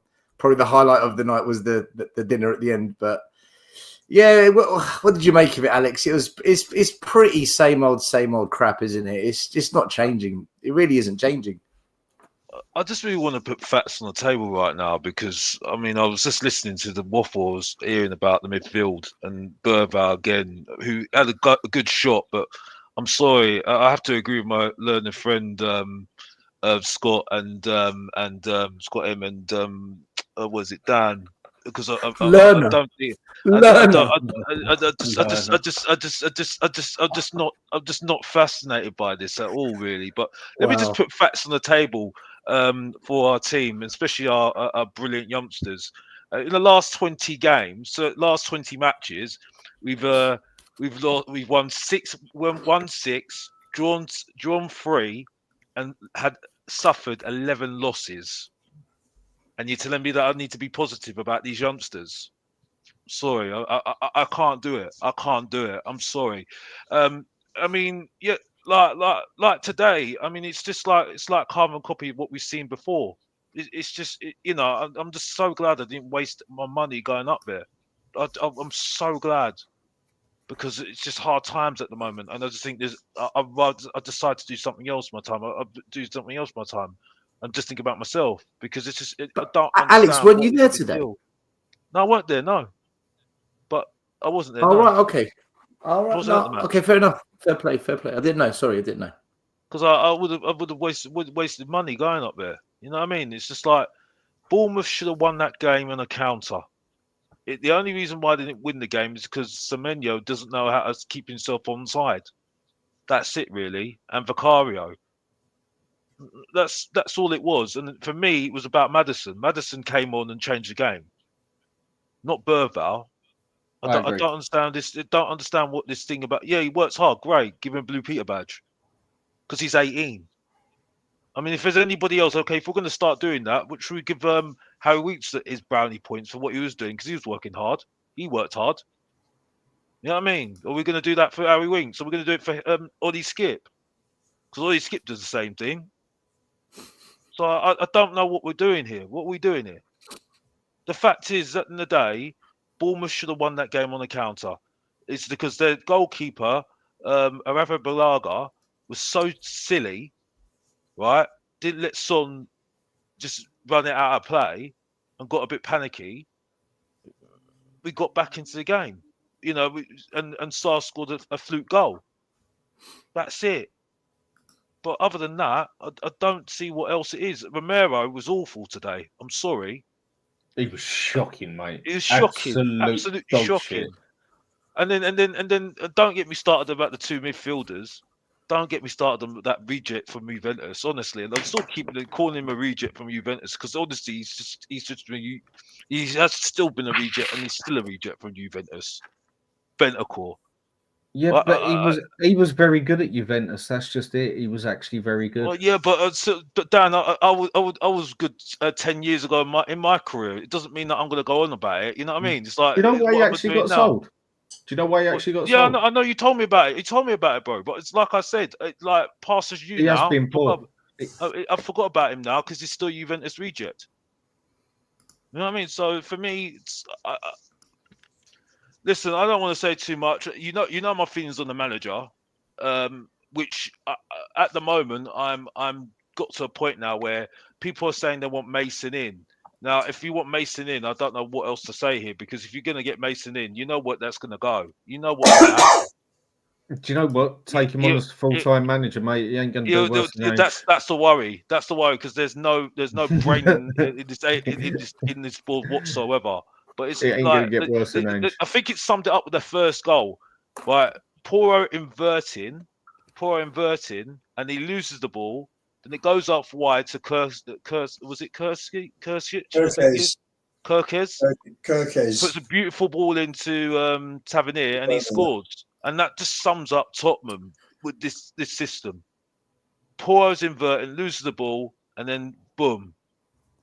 Yeah, so the commentary said, what an assist this is from Kirkes, perhaps the best we've seen this season. He reads the pass into Johnson, wins the ball, then sets sail for Spurs. Travels 60 yards with the ball before delivering an absolute worldie of a cross that is met by Tavernier. One thing I'll say, right, because I lost my shit when that happened. We lost the ball halfway in our own half. It's not like they intercepted it in their half on the halfway line. To lose possession... Halfway in their half still. Yeah, sorry. To lose possession halfway in their half and to then go all the way up the wing. Not one midfielder goes across. Not one defender goes across. Nobody goes across. And forget the quality of the cross, because it was excellent. But that cross Not once did anyone from Spurs try to interrupt it from start to finish. That's what I lost my shit about. Guys, I lost my shit because of his starting point. That's what I lost my mind over. And you know what? I want to ask you guys something, because this was the second talking point I want to bring up today. What is actually wrong with Ange and the coaches at this club? Like, what is genuinely wrong with them? Bournemouth's pressing game today was one of the best I've seen in terms of the amount of times they either turned the ball over high up the pitch, forced an error where they quickly pounced on, or put a tackle in high up and got into us. I've never seen a team this season press the way Bournemouth did with such success. Now, part of it, and we're going to get onto that after because I want to talk about Iraola. Part of it I put down to their tactics and their players being that damn good today. The other part is Ange just trying to sabotage the club. The coaches, are these coaches kind of grassroots coaches that belong in Hackney Marshes? Is anyone in the team going to say, guys, this isn't working, guys, we're not good enough? They're better at pressing than what we are at playing it out from the back. And just because when we pressed AZ Alkmaar midweek, the mighty AZ Alkmaar, their coach had the nous to say, do you know what we're going to do? Let them press, wide players, touch the touchline, hug the touchline, push high up, keeper, send a long pass out wide, get in behind, and we'll beat their press. Not once did Vicario do that today. Instead, play out from the back. And they took it in turns to fuck it up. Why do we persist with something for the whole game? I don't mind trying it. I don't mind losing possession once or twice. It happens. But we do it for fucking 90 minutes and you can see what's going wrong. And if Bournemouth was slightly better in front of goal, not so greedy and squared passes back instead of trying to shoot from certain angles, and Vicario not being in good form, I think Brighton would have battered us today. What is it with us playing out from the back, guys? What the fuck is wrong with this manager? Persisting. I've told you what is wrong with the manager. I ain't gonna he can't adapt. He won't do it. And with that first goal, but the coaches, and hold on one minute. There's 4 coaches on that coaching team. There's a captain on the pitch. There's a group of players, experienced football players. Against AZ Alkmaar, I saw one of the worst free kicks taken, and it was the 2 most experienced players in the club that fucked it. Shockingly bad. Why aren't the experienced players, why aren't the coaches doing something about it? Because it happens almost every week. Today's the worst I've ever seen. What can they actually do? But there's 2 things. There's 2 things here. There's 2 things to play here, right? I've heard either Ange is like not listening to his coaches. He's saying he's either this and that. The coaches want to say something, right? Yeah. But they're not listening to him. He's not listening to them, right? Or the coaches are just not good enough. Which I don't think they're that. It can't be that bad. They cannot be that bad. You know what I mean? Because they must be looking at it and thinking this is going wrong. I think it's the latter. I think Ange is just not listening to them. He's not, Alex.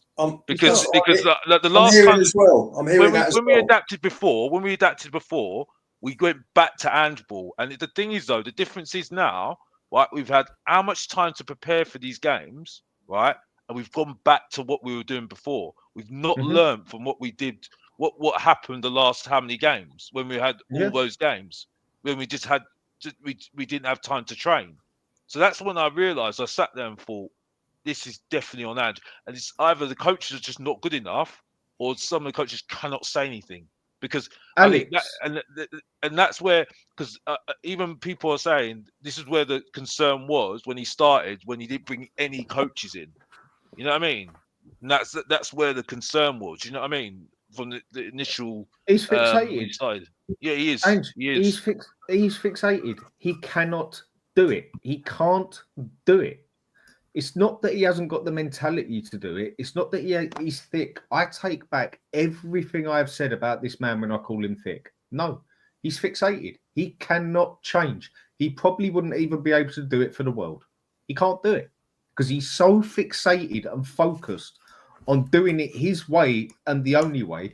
You could have fucking Messi, Ronaldo, Hoddle, every great Maldini, all sitting there telling him, no, Ange, no, Ange. If we do this and we do, it'd be worse than speaking to a brick wall or lamppost because he can't take it in. That's why he hires inexperienced coaches, so he can just have them on the staff and doesn't have to listen to them. That's why I don't want to go into it all, but everything I said the other day, does it or not, add up and make sense. He can't do it, and sadly, it's holding him back. Okay, but Dan, guys, we're deflecting. Guys, we're deflecting here. There are coaches and experienced players in this team. Then they are accepting it. They are accepting this nonsense. At some point, someone has got to say, this is stupid. This doesn't work. We are getting so sussed out. Who's the experienced coaches still? Like, I get the players' point, but who's the experienced coaches? Look, they're all experienced. Whether they're good or not is different. Right? But my point in my reply to Dan is actually they're inexperienced coaches and therefore won't step up against Ange. When Ryan Mason was manager, he didn't do this. No. So he must see. Well, you answered the question. Everybody, right? Like all the experienced coaches, all the experienced players, they all are not doing it. It's one thing if it was just the players. It's all of them. It's clearly has to be coming from Ange. Because why would they all just randomly choose to do this at the same time, right? It's got to be coming from Ange that he will not allow them to have the freedom to make those changes. Like you've watched the Vicario play. The one where he ended up almost giving away in the goal, right? He passes the ball. Oh, mate, that was awful. That one, I tell you, that was so close to that. Right? I agree with you, Scott, but because they're not like. Do you know when you go back to like Pochettino, for example, his coaching staff, they still go out for dinners and things like that. Every single club he's been to, they follow him. They are a package. There's 4 or 5 of them, and they all do the same job. It doesn't matter if Pochettino goes here, Pochettino goes there. All of the coaching staff are a close-knit community, and they go together. Whereas Ange, per job he goes to, he hires inexperienced coaches to come in with him. Because, and I think, Scott, I'm agreeing with you on this, is because if they say anything, he's just going to push them aside and say, no, I'm just going to do it my own way. When you were 12, 13 years old. Still, where are the experienced coaches? Because I don't think our coaching staff is that experienced. If you look at it, they're quite inexperienced. Even Ryan Mason, he's only ever been at Tottenham. Yeah, but it's irrelevant. It is irrelevant how good the coaching staff is. It's like when your mother used to tell you at 12 that you had to be in at 8 o'clock. If you didn't get in at 8 o'clock, you was grounded. No, but David, David, I'll answer your question. David, I'll answer your question. Right, I'm UEFA B. I get it, and I've never worked at the pro level. Okay, I've only ever worked in youth football. I've done adults football at an amateur level, dabbled with semi-pro coaching football. And I've been lucky to go into a lot of academies and learn off of really good coaches and managers. So that alone, I get it. Mason, Jedinak, this coaching team have got far more experience than me and qualifications. They must get it. They must know, man. There's no way they can't. But the manager is the one. As much as I don't rate them, they do know a bit more than me. Right? They must. Yeah. But if the manager says no. The manager says no. If your mum says you got to be in at 12 o'clock or you're grounded, you are in at 12 o'clock or you're grounded. Dad, that's what's going on. Get Maldini in there. Get fucking player. Get Alex Ferguson standing next to this man, along with Pep, along with Jose Mourinho, and he still won't listen. I am not giving excuses. I am giving reasons. And at the end of the day, because we want the best of this club, I'm not going to show no sympathy on nothing because it's a dog-eat-dog world out there. And we need to do it better. Get the best of the best there has ever been next to this man. And in my personal opinion, he mentally cannot do it. He's being held back. It's not his fault. And it's not a dig at no one. But like we keep saying, surely the players know better. Surely the staff know better. Surely this, surely that. You look at other clubs and other big managers. A lot of the time, they've always had at least 2 coaches come with them. They've always kept it pretty tight with the coach system and that. This manager don't. He keeps everything at arm's distance. Everything. He don't even have relationships as such that aren't anything but how shall I put it? Professional. It keeps everyone at arm's length. Yes. And Dave, there's a reason to it. I've said it. He is 99.9%. And this is what it comes down to. The fact of why you put the best of the best next to this man. He's so fixated, he can't change. He can't do it. So what all the other coaches tell him is irrelevant. It don't matter how good or bad they are. What the players tell him. He could have Messi telling it next to him that we'll be better at this and be better at that way. He could have Tony Adams at the back saying maybe we should be defending like the man ain't going to take it in. Mark my words. He can't do it. Look at the way he talks to the media whenever they question him, right? It's antagonistic. Anytime somebody tells him something, even when he hears it from the fans, he will never listen. It even trickles down to his fans. How many times are we told and Scott, you can't criticize Ange? You're not a manager, right? You're not. Thing. He cannot take criticism. He will not listen to anyone. He's so arrogant in the way that he thinks that he is right. He will not listen. It makes sense. No, Scott, it is not arrogant. I've taken back everything I've said. It's not down to arrogance. I disagree here, but it's not the place. To that's your opinion, Dan. That's your opinion, though. That's your opinion. You think he's autistic? Okay, is it autistic? You said. Yeah. Yeah, that's your opinion. 99% sure he is. And when you're like that, that's your view, right? Others might think he's just arrogant, though. Yeah, and it looks exactly the same thing. When you've been around it and you look at it, it looks the same because this person will tell you quite bluntly or even come across quite rude, like I do, when they don't actually mean to be. Yeah, I'm telling you. But Dan, I think you got to be careful. I think you have to be. Dan, I hear what you're saying, but I would personally, I would just keep away from that. Why? Well, yeah, because listen, because you're bordering on mentioning other people's medicals. Yeah, so. I'm saying what I personally believe through first-hand experience. No, I hear you. No. I'm not. No, it's not that. It's just. It's a sensitive subject talking about other people's medical. But if it's a reason, for me, it's a reason. If I believe I'm not having a go at you, Dan. I'm just saying, just to be a Alex, bit more... I'm defending the man. Yeah, I'm actually defending him, believe it or not, whether it sounds like it or not. And I'm giving my solid reason on why I believe that. I haven't said 100%, but I've said I'll put 10 grand on the table. Like I said, Dan, that's your opinion, right? Mm-hmm. If Scott's opinion is no, he's arrogant, then that's Scott's opinion. Yeah, I just said I don't think he's arrogant. That's all. I don't. It just comes across. You disagree with Scott's opinion, and he disagrees with yours. That's fine. I just want to make it clear that everyone's got a different view on this. Yeah, totally. I just want to home in on. I cannot understand how you lose every week or you drop points week on week out. You crash out of cups. Your performances are so piss poor that no one player, one coach, anybody in this club says this can't continue. We've got to do something about it. Because what I don't get is this. Players were very quick to go to Daniel Levy's office and say, Poch's lost the dressing room. Players were very quickly to go to Levy's office and say, get Jose out or we're gone. People were very quick to throw Conte under a bus in the club. Yet Ange, he survives every fucking week, every month, no matter what. No players are knocking on Levy's door. None of the coaching stuff. All you see from the players is we're behind the manager. I don't get it. Still, I've been thinking about this all day. What is going on at that club? It's just outrageous. It's outrageous. Levy is relying on Munn. Levy knows. I mean, the biggest decision that any person at a club has to make is the appointment of the right coach for the first team, coach, manager, whatever you want to, whatever role he has.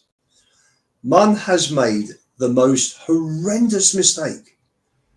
I mean, I cannot think of a worse appointment, a more unsuitable appointment for a big club than this one. And if Levy gets rid of Ange, he's got to get rid of Munn. And Levy is sitting on his hands And whether he's doing it deliberately or not, I'm sure he's not, but he is, by proxy, by sitting on his hands doing nothing, he is sabotaging the football club in a way that I have never, ever seen in my lifetime. Levy has got to go. He has got to put his hands up and say, do you know what? I have screwed up in such style here that I've got to do the right thing now. If he has anything about him, Levy, he will put his hands up and say, do you know what? Jesus Christ, have I fucked up here? What have I done bringing in Scott Munn, who knows nothing about football? Literally, this guy, what does he do? Does anybody hear from him?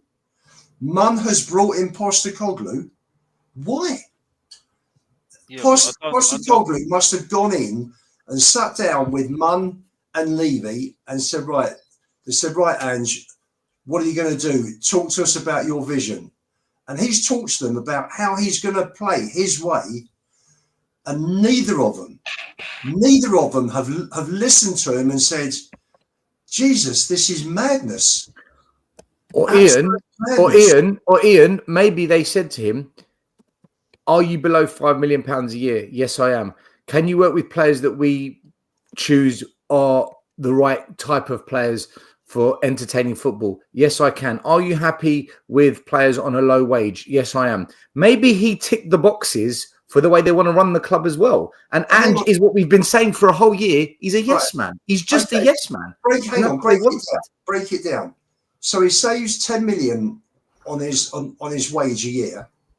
That 10 million costs him 40 million by not qualifying for the Champions League. Penny wise, pound foolish. But I think I'm sorry, it's like and Levy with Bruno Fernandes wouldn't pay the extra 10 million euros. That was £8 million in the January. Fernandes took Man United into the Champions League ahead of us. And that cost us a lot more than the £8 million pounds. But at the same time, but at the same time, we could have paid the money, got Bruno Fernandes. We're still playing with inverted wing backs. We're still playing without a number 6. We're still playing out from the back, no matter who's pressing us. But these tactics are fucking abysmal. Right, but no, I'm talking about Levy's business model and the way he thinks. I'm just giving another example outside of Ange of how he's penny wise, pound foolish. The money he has wasted by buying opportunities. That's how he looks on players, opportunities. The hundreds of millions of pounds he has wasted on bad players through his 24 years. Who got told off? Who got told off? Close the door in your room, whoever just got told off. It's you. He has cost this club a fortune. An absolute fortune. Let's not talk about the £500 million overspend on the ground 9 months late. What are the Lewis family doing? Standing there watching him lose all this money. Well, because the club valuation is still going up, Ian. They're going to cash out at $4 billion. They don't care. When they cash out, they're going to be multi-billionaires. Still, it must be dropped. There'll be no Europe next year once we go out the Europa. We are going to go out the Europa. We're not going to win it. Listen, I think. But the European money doesn't matter as much as it used to because of how much money they print with the stadium, right? Like that's the thing. It's so. You're right. I agree. I think that the decisions Levy makes business-wise costs him money at this club in terms of football. But I think the reason why he lets it go is because the money he makes outside of football is so big. If you know. But you're Scott, right. He loses money football because of his football decisions. Scott, the last set of figures that came out were 22-23 up to I think it's the end of April, and there was a turnover of 549 million, of which only 70 was non-football activities. Now that's obviously gone up in the last 2 years. You know, with all the extra events. But football is still the prime revenue earner, the revenue maker for this club. For the club, but what about all like the projects, right? The the revitalization around The regeneration, yeah. Yeah, like all the apartment complex, the hotel complex. I think the money they'll make from that dwarfs anything from football. Scott, he's struggling. He can't. They've been trying to get investment into the club for the last few months without success, because he needs the money for the hotel. He needs the money to refurbish White Webb's Park, put an NFL training ground in, put a ladies' football pitch in, training ground there. The money's not coming in. So things are... Yeah, no, they've made bad decisions. I'm agreeing with you, Ian. They're making bad footballing decisions. But why aren't the players knocking on his door? Why aren't the players knocking on Levy's door upset like they were with the other managers?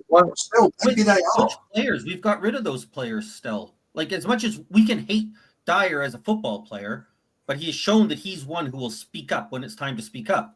Hoiberg seems like someone, again, who will speak up when it's time to speak up.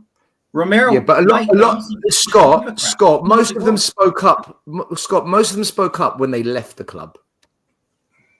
Yeah, well, but there's nobody. I think they've got rid of a lot of those people that have spoken up, and now we have players who are happy to be here because they're at the peak of their level. Solanke, is he going to speak up? This is the highest he'll ever be. Odebear's not going to speak up. Johnson's not going to speak up. No. Poro is probably happy just playing. Udogi's young. Vicario's happy. This is Madison. Madison's not going to say anything. Romero's not going to say nothing about Romero. Why isn't Romero speaking up? Bissouma? I think Romero just wants to leave. He doesn't want change, so he's just get me out of here. I think Madison did speak up. To leave I think that's why. I think Madison did speak up. That's why they're in the position they are. But again, it's just an assumption. I think you're probably right, Dan. Fuck Romero, get him out of the club as well.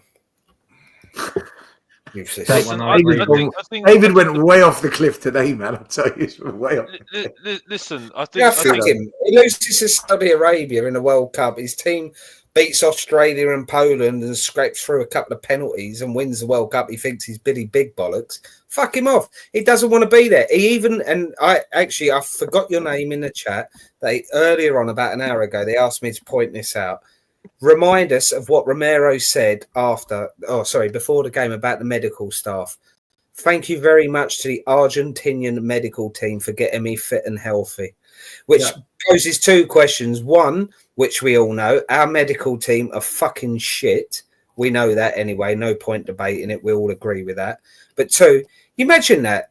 You're playing for your club and you haven't been to Argentina for a couple of months and you're sitting there praising the medical team at Argentina because you're going to go back there in a couple of weeks. He doesn't give a toss for us. And I don't blame him, by the way.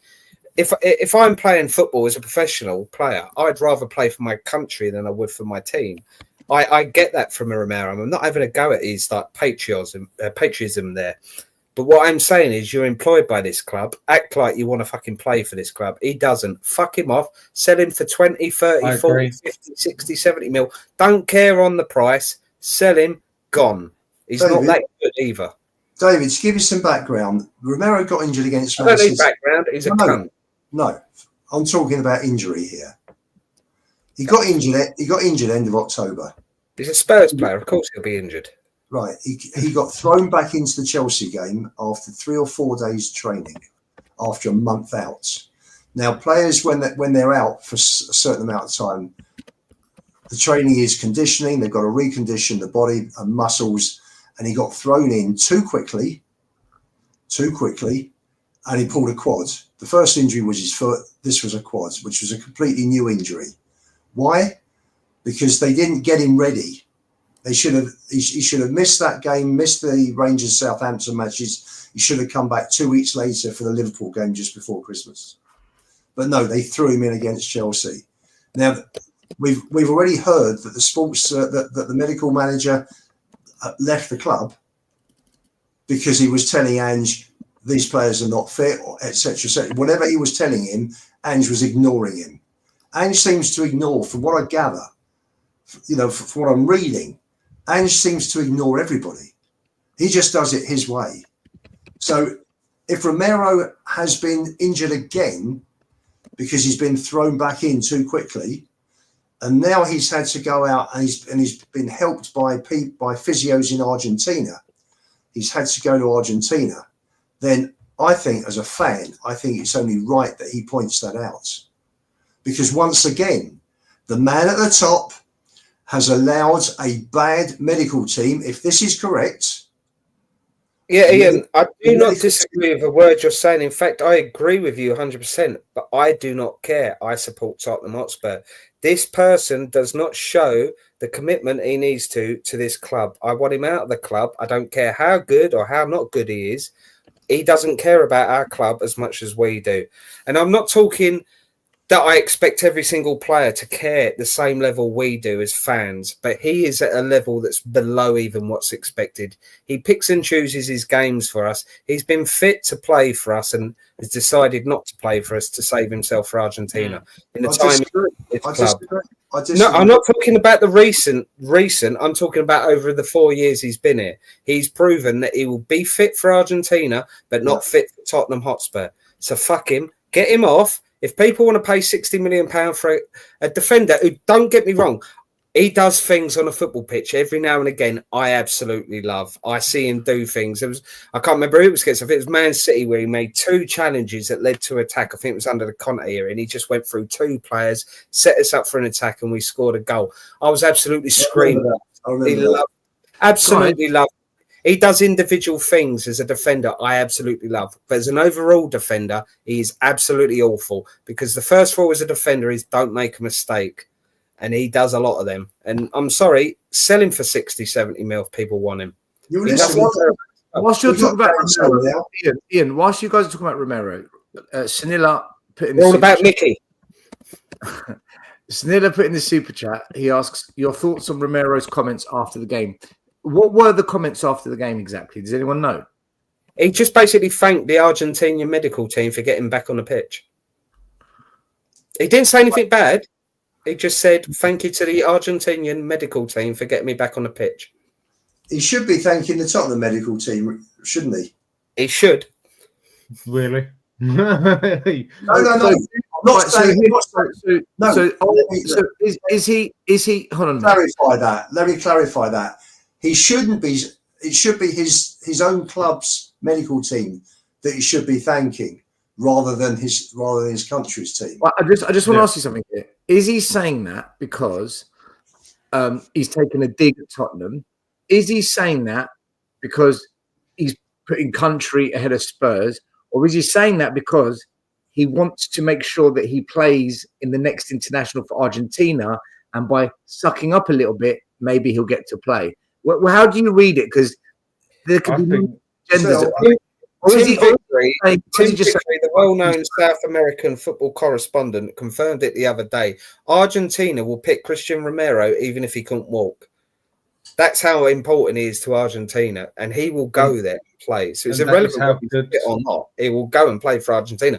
And again, I give him credit for that. I would do that for my own nation, but play for your club first as well. You know, that's fine. Yeah. It doesn't. The other thing is, I think he just spoke the truth.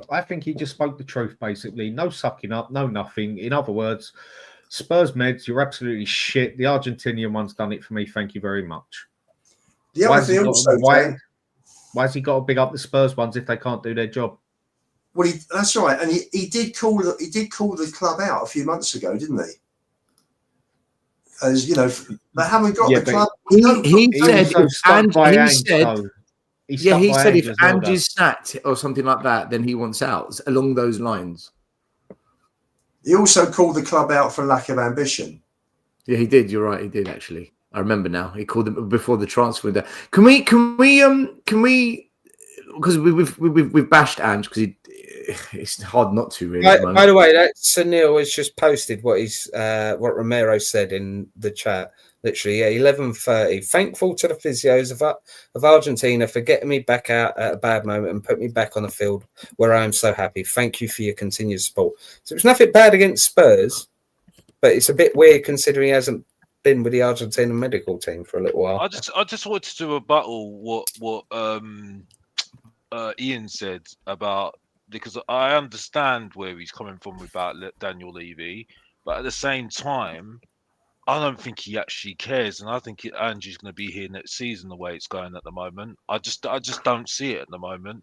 And so, because the thing that concerns me at the moment is that even though, because the injuries are an excuse, and I've said that how many times, and I'm not going to change my mind on this, but it's just that any club would be concerned, especially with the stat, and I was trying to get someone to tell me it because I think Brian mentioned it and Savas mentioned it as well, that we're like 17th in the form table. And for me, that's concerning for me. That is very, very concerning for me. When you're supposed to be a team that are very progressive on the field, of attacking team, and you're basically, your form is not showing that you're progressing. You know what I mean? And this is why I can't get too excited about our youngsters, because really they're playing well, but you're 13th, mate. You know what I mean? It's just That's not down to them, Alex. It makes no sense. It makes us, yeah, but the thing is, That's not down to the kids. but it's clutching at straws. That's what it's called. It's clutching at straws. You see what I'm saying? And the thing is, though, this is the thing. Fats don't care about feelings, and Fats has shown me this. This manager is just no, not for me. You know what I mean? I don't get it, and I don't get even the Ange fans anymore now. And what I'm getting sick of, what I'm really getting sick of now, really getting sick of right now, is that, oh, we're negative. Oh, you're talking nonsense. Oh, you're this, you're that, you're this. But when we put facts on the table, what do they say? They double down. And I don't know what else to say anymore. I'll give you another stat, Alex. I'll give you another stat. We have played 13 games this season against the top 10 clubs in the division. We have beaten Man City, and we have drawn today and with Fulham at home. And the other 10 games we have lost. This is against the top half this season. 5 points out of 39. Horrendous. Absolutely horrendous. The only thing going for him at Alex, the moment is, yeah, go on. You said something there. I just wanted to touch on. You said you don't understand the Ange fans. I find them easy to understand at this point. There's a statement, I can't remember the quote exactly, but you can't reason somebody out of a position that they didn't reason themselves into. They are 100% basing everything they believe in on emotions. So it doesn't matter how bad we do, because the performance has nothing to do with their... It is emotion. You're absolutely spot on. It's got to be emotion, because there's nothing else to say on it. Like, you're seeing a different side of Mr. Box Office right now. You're seeing a calm Mr. Box Office for a reason. Because I'm done. I can't even say anymore. I'm done with the club. I don't even care anymore. Like the more I watch videos from other fans saying, "Oh, well, we're logical here. We don't," and I'm sitting there saying, "You're not logical, because all you're doing is making excuses." You know what I mean? It's like Alex. Let me explain something to you, okay? Yeah. When people see, you got to understand the psyche of modern day YouTube and podcasting. People just want debate. They don't want just honest. They don't. No, they don't. Well, just honest. Just say it as it is. They don't want people that shoot from the hip. People that just say it as it is. Right? Love him, hate him. Trump, he just fucking says what he wants. Now, half of America love that. They voted for him. The other half hate that. They didn't vote for him. And for me, you either just say it as it is, or you get, no, let's have debates, let's have discussions. And then it just becomes a world of balance, context, discussion, and it achieves nothing. All these balanced conversations, debates, discussions for the last 3 decades has achieved what? Absolutely nothing. Then you've got those that will just, I want him out, or get me this guy, or I'm fed up with this player, and because you don't fit into that balanced debate context that achieves nothing, for them to justify you doing what you do and what they do as being superior, they've got to diminish you. So you're negative, you're toxic, you're poison, because they know they can't challenge you. They don't know Exactly. It's how. That's how And it if you feels. just Alex, if you just break it down simply, Yeah. you can shut them up every time. I'll give you an example. I want Levy out. I want Enoch out. And I get told, be careful what you wish for. My simple response is, I didn't wish for this. Yeah. Right? When people say to me, be patient, I have been for 3 decades. You told me wait for the Carabao Cup, I waited. You said wait for the FA Cup, I waited. Their conversation is dead. There's no one calling us toxic anymore. There's no one calling us poison anymore. And that's why 2,000 fans rocked up outside the stadium, because the conversation is over. And the next protest, there'll be 3,000, then 4,000. Alex, I wouldn't worry about what these people say. They're dead in the water. They don't have legs to stand on anymore. And that's how I look at it. They don't bother me one bit anymore. They used to before, but now I couldn't care less, because Mate, you're exactly right. They're going nowhere. They're achieving nothing with what they're doing. The reason you're right still is because what has happened to football, sadly, is what has happened to the rest of the world in every which way. It's gone political. Yeah. And in that aspect, if you don't believe that, you're labelled with A, B, C, D, E, F, G, because it is the easiest way to shut someone up, by labeling them with something that is considered very, very negative. Yeah. Not going to go into that much totally, obviously, but that is what it is. I don't like your remarks. So you're a toxic, negative Spurs fan who just wants this, just wants that. Bang, you're labelled. Or you don't like this, or you don't. Oh, you're just a narcissist. Go support another club. You're toxic for this club. It's the easiest way in the world. But it's usually the ones who don't have a fucking leg to stand on, or don't have much to stand on, that will do that.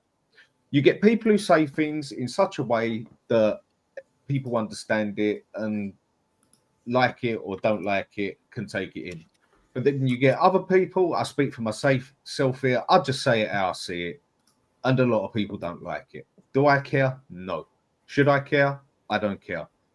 And then there's other people who like to hear everything with sugar blown up their ass at the same time. That is just where we're all unique and human.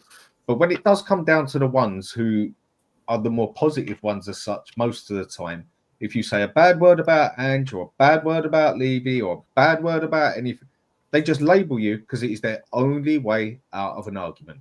And it is exactly the same in politics and life, is exactly the same as it is in football now.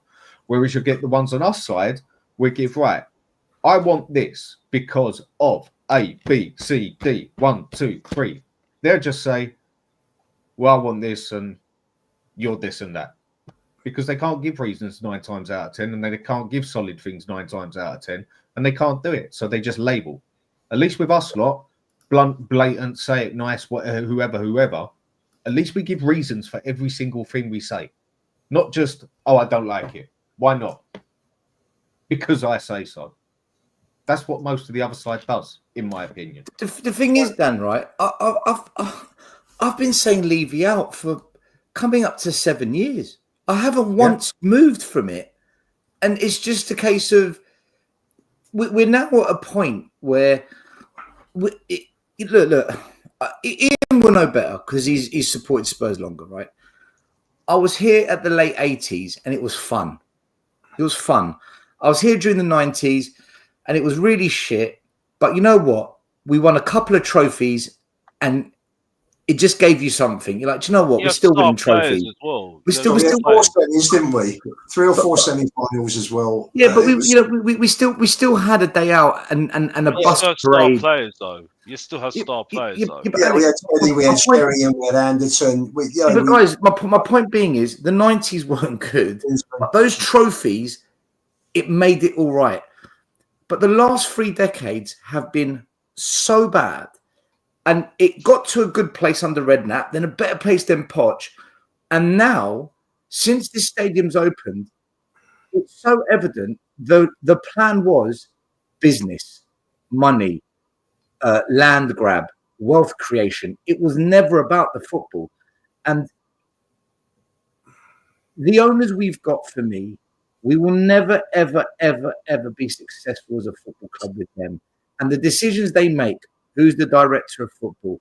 Which players should we sign? Which manager should we put in place? What coaches must he have?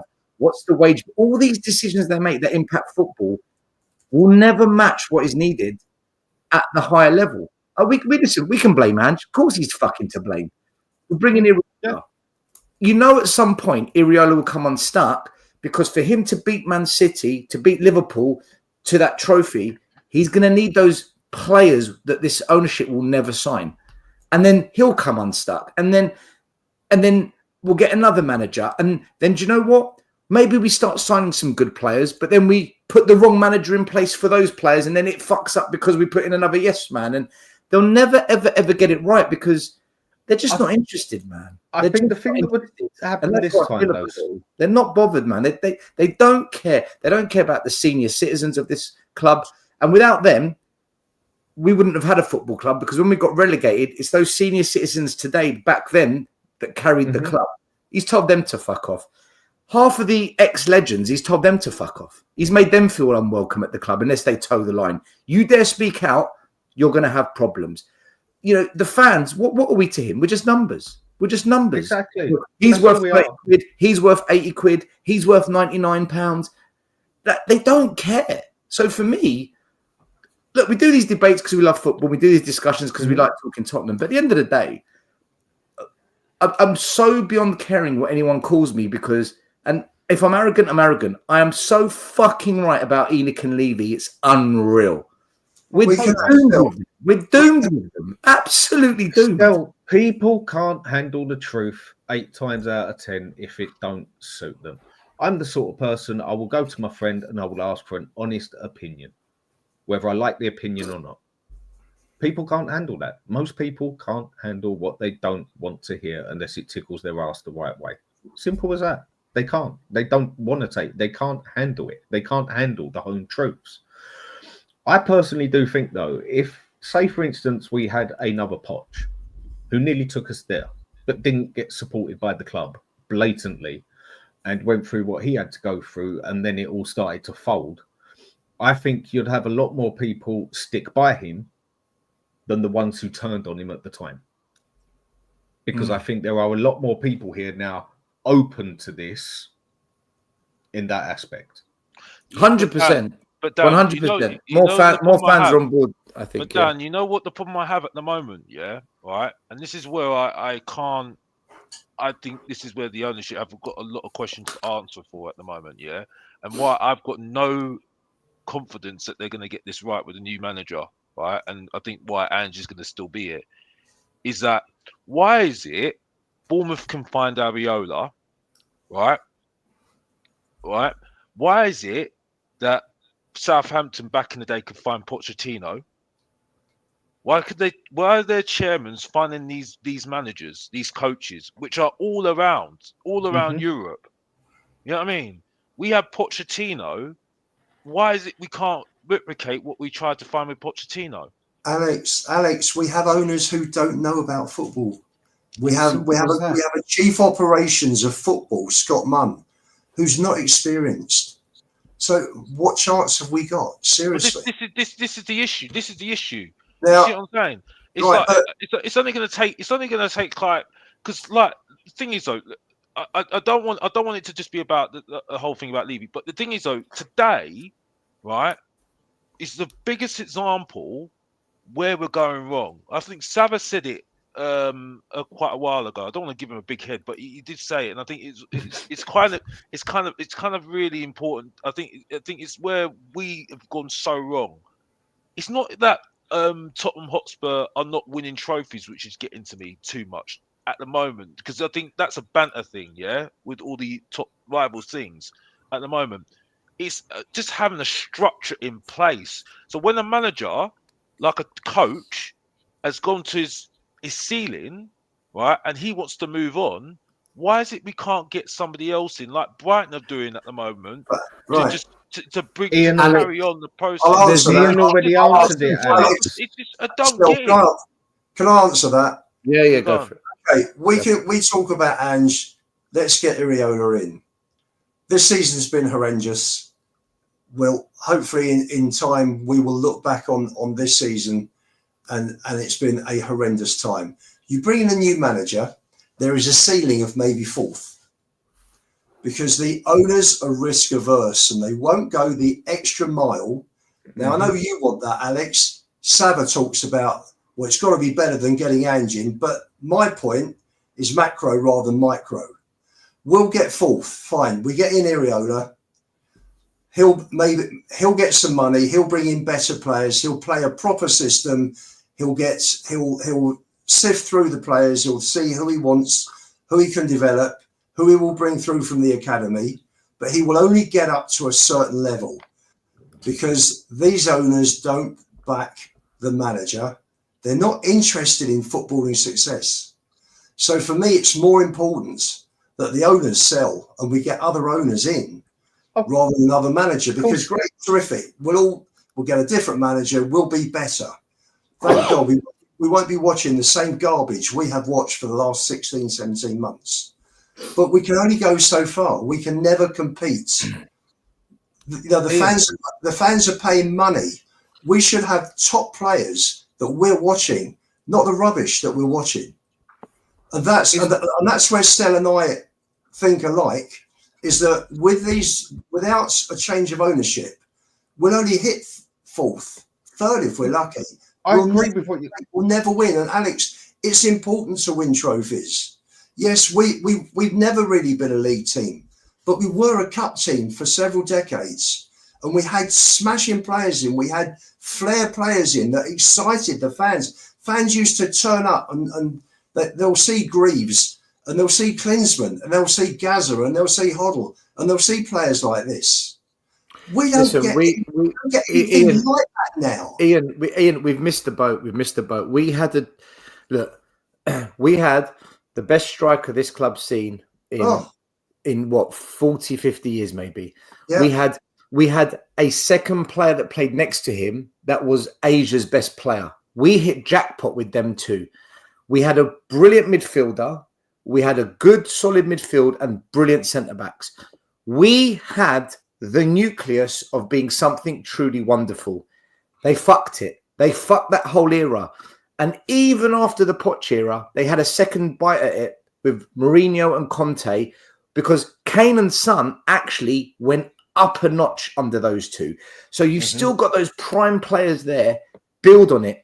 The day Kane left and now Son's gone down, they've missed the boat completely. We're fucked. That was the greatest chance we've ever had since I've supported Spurs, in my opinion. And we blew it. We've absolutely blown it. Maybe King, Defoe, Berbatov, that team, there was a chance there as well. But now I look at it, no one's going to convince me Solanke, Odeberts, Werners, Yangs, Pangs, Johnsons, Tells, even come close to that. Like, look, change Ange, bring in Iraola. I think we become a top 4 team. And maybe, just maybe, we might get to a Carabao Cup final, and who knows, we might win it. Maybe. But that's the limit, because we're not going to sign Kvaratskhelia. We're not going to sign Gyökeres. We're not going to go and sign a world-class centre-back. We're not going to do it, guys. We simply aren't going to do it. It's not going to happen. I agree. And the way to look at this, the way I look on it, looking at it like a football thing, what we spoke about Bissouma earlier. Basically, these fellas are being played out of position. They are being played and they are doing what they are good at, and that is earning fucking money and making a pound out of a penny. They ain't footballers. That's why they can't do the job. Same as why some players can attack, but they can't bloody defend. It's the same bloody thing. These ones can't do both. They can go and run a club, and they run this club extremely well. As a business, as a club, we are one of the best run clubs on the planet, on the money side of it. But on the football side of it, they ain't got a fucking Scooby-Doo what they are doing. And it is no different to having a player who can play as a striker but can't play as a defender. Would you find it easier, Dan? Because I'm not disagreeing here. I'm kind of saying that if Levy and the board would come out and say, listen, we're not going to challenge the Man Cities, the Liverpools, Man United's back in the heyday. Right, that's going to hurt us, them saying that. But if they had the balls to come out and say, we're not going to challenge them, our aim realistically is top 4. We're going to spend a lot less money for than they will. would you be able to get behind it a lot easier because they're being honest and open with you that that's their thing? Yeah. And what's actually hard is that they're actually sitting there. Levy will come. We want to bring success to this club. We want to bring trophies to the clubs. We want to be best in class. We're building this world-class stadium to be at the top. We're building this training ground to be at the top. It's because they're bullshitting us with all of that that's what's pissing us off. If they'd be honest and say, we're not operating this club at the top 2-3 in the league. What I would want on this, Dave, is what I'm saying is honesty. If it's more honest, we can actually get behind it. Yeah. We can disagree. You can disagree and say, no, I want a challenge for the trophy. That's different. But at least if they're honest, then you can sit there and give them a bit more. If Levy was to come out and say, like, look, we want a challenge. We want to do this. We want to do that. But compared to who we are, basically, when it comes down to the crunch, we can't really challenge Man City. We can't really challenge Liverpool. But I want to try. That is the sort of thing I'd want to hear. Not we are going to come out here and do this, do that. And you know they're just chatting shit out of their ass because they just want to make money. Because they just want to make money, basically. Yeah, we all know that they could say what they want now, and it'd be pretty irrelevant to me. But just to be straight, like, yes, I want this club to challenge for things. I want this club to work, basically. No, we all know we are not going to challenge Liverpool, bloody Man City. We still can't even challenge Man U when it comes to money and when it comes to wages and that. And until all that sort of thing changes, like Stel and Ian say, nothing is ever going to change. But I agree with what you're saying in the aspect of if they was to just come out and say, we can't really challenge with them, but we do want the club to do well and we are going to do everything we can to try and make it challenge. Alex, I'd be able to accept that a lot better. David, they've already come out and Levy's already said this. He said this before he bought, when they were buying the club. They said, we look on football. That was 25 years ago, Ian. That was 25 years ago. That's my point. That's why my anger has gone from there to there, because I've been lied to an extra amount. You know, he at the start said, yeah, I'm an investment model. And to be honest with you, the first 10 years of his tenure here, it actually worked because we was actually quite poor in the 90s. Me and Stel, it's the first time I had a debate with him. It was about this, about how we was poor about we were that in the 90s. Being shut down, weren't we? He at least made us. Chelsea were. He made us a stable club. We weren't successful on the footballing pitch, but we were at least a stable football club. We weren't worried about going out of business. It was actually quite a big thing not to be worried about going out of business. That was his thing at the start. But my bullshit calling out on him is the fact that he built this stadium apparently for us to sit at the top table. And we're not sitting at the top table. And when every single decision he's made since that stadium was built has been to put us sort of mid-table challenging for Europe, like from a footballing sense. And that's my point. Had he come out and said, we can't challenge for the top four, we can't challenge for titles, we can't challenge for cups because of X, Y, and Z, people would have been a bit more, okay, I disagree with it, but at least you've told the truth. The fact that you're telling us you're trying to win stuff and you're doing the decisions you're making, you're hiring a shit manager, you're hiring shit coaching staff, you're outsourcing your medical and your scouting departments. You're doing everything on the cheap. David, my issue is at the moment. Just do it. Thank you. That wasn't easy, man. I'm not going to lie. That wasn't easy, but no, it is what it is. Anyway, with what we say, Ian, I stuck up. Don't worry about it. Don't worry about it. It's done. It's dusty. Can I listen? I stuck up for Sava, Ian, but also I'm going to change the subject, guys. Never justified that. Guys, listen. I'm going to change the subject. There's one topic I did want to talk about that we haven't spoken about tonight. Right? It's the last topic of the night. We've gone 2.5 hours, so already half an hour over what I wanted to do. Iraola, how good of a manager is he? And there's 3 things I saw today, which I just said to myself, do you know what? I thought the way they pressed, for me, is the best pressing team I've seen in the league this season. I've seen us play all the teams. I've been at quite a few live games. I've also watched a lot of games on TV because I can't go to that stadium half the time because it does my head in. I thought they're the best pressing team I've seen this season. That is coaching. Number 2, this goal they scored, right? I'm going to bring it up. It was offside. Even the commentator said, amazing passage of play. Spurs looked like they were in is that the wrong one? Oh, yeah. Spurs looked like they were in. Son danced into the box, but Tavernier back brilliantly to stop the danger. Then they went on the counter, playing off Semedo into Evan Nielsen, who crossed for Kluivert to knock home. Guys, this goal got called offside, right? And that Bournemouth move was one of the best moves I've seen this season at White Hart Lane. Literally, when they scored it and then it went to the VAR and it was offside, I said to the guys around me, that was fucking class what I just saw. And the guys behind me go, that was fucking brilliant. No Spurs fan got angry because we were just in awe of the quality of that goal. But it was offside, so it doesn't matter. That's the second thing. And thirdly, I looked at the players on the pitch. Do you know what I really, really liked about Bournemouth, guys? What I really, really liked more than anything? I thought their left and right back was superb today. I thought their left and right back was so damn good. That's what I think Spence, maybe Porro, Udogie, they could become that under a coach like Iraola, because that is coaching right there.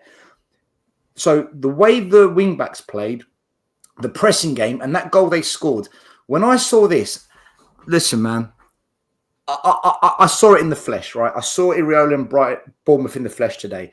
They haven't spent what we've spent. They haven't got the resources we've got. I would love Iraola as manager. And if that was an audition, mate, for me, he passed. What's your thoughts on Iraola? Am I overhyping it? Would you prefer a different manager? Because the little things I saw today, I fucking loved it, man. And it annoyed me it was against us, of course. But what's your thoughts on Iraola? Because a lot of fans have been saying they'd like Iraola at Spurs. Well, to be fair, the child in me cannot have him as manager because I'll constantly be thinking of the female nipple. Not the nipple, the area around the nipple. But football manager-wise, absolutely terrific. Way too intelligent for football fans. Yeah, okay. So educationally, the areola is the bit around the nipple. But all jokes aside, I want a proven Premier League manager or a proven manager coming in next, because Ange isn't going to last much longer. Thank God for that. The only reason he's still in the job is because I think we're going to see out the end of the season. That's about it. I want either Thomas Frank or the Bournemouth manager, Iraola, not Areola. And to be honest with you, very, very impressed. And as I was saying to you still at the start of this before we went live, I actually know a Bournemouth fan. I know they're quite rare. They're, like once in a blue moon kind of thing. You don't know many Bournemouth fans around London. But he's been talking to me about how he's turned that club around, particularly as they had a bad start. If you remember rightly, when he first came in, he didn't get up and running really quickly. But he's got a style of play. His squad, you look at them now, you think, yeah, really good players. But before he came in, there's not many great players in that squad from the outside. But he's got them playing in a really attacking way, very defensively secure. And also the one thing, and this is why I like Thomas Frank as well, adaptable. It's not just, this is my way, and if that don't work, I'm still going to do my way. He will adapt to the opposition. So this bloke, Iraola, or Thomas Frank, I want as my next manager at Tottenham. So that's me saying massive, positive, yes, love him. You love him, yeah? Scott, Dan, Ian? Much as I like the female. Yeah, I mean, I think Iraola did. If we do get him now, I'm going to be thinking about titties. Fuck's sake, man. I never would have thought of that. So well, we've already got a tit in charge. Great. So we're going to get rid of the left tit for the right tit. Awesome. And one thing about this tit, it definitely ain't worth one, if you get what I mean. Yeah, do you know what? At the start of the show, I started by saying we're going to start positive, then we're going to go off a cliff. We really have gone off it. We have nailed it. Absolutely. Yes, Scott, go on, man. Iraola, what's your thought? I think, personally, from what I've seen this year, Glasner is the one that I really want. And just because he has done it in the Bundesliga and he's with some winning in Europe, I think he did. So he's the one who would be my first choice. But I think if you watched Iraola today, you saw a lot of the things that you want and all season long, right? The same things that we've seen that we want a manager. He didn't do anything stupid. His team was lined up correctly. You saw them making smart plays. And for me, That's what I want in a manager. So if watching him today, he would still be on my list as top managers.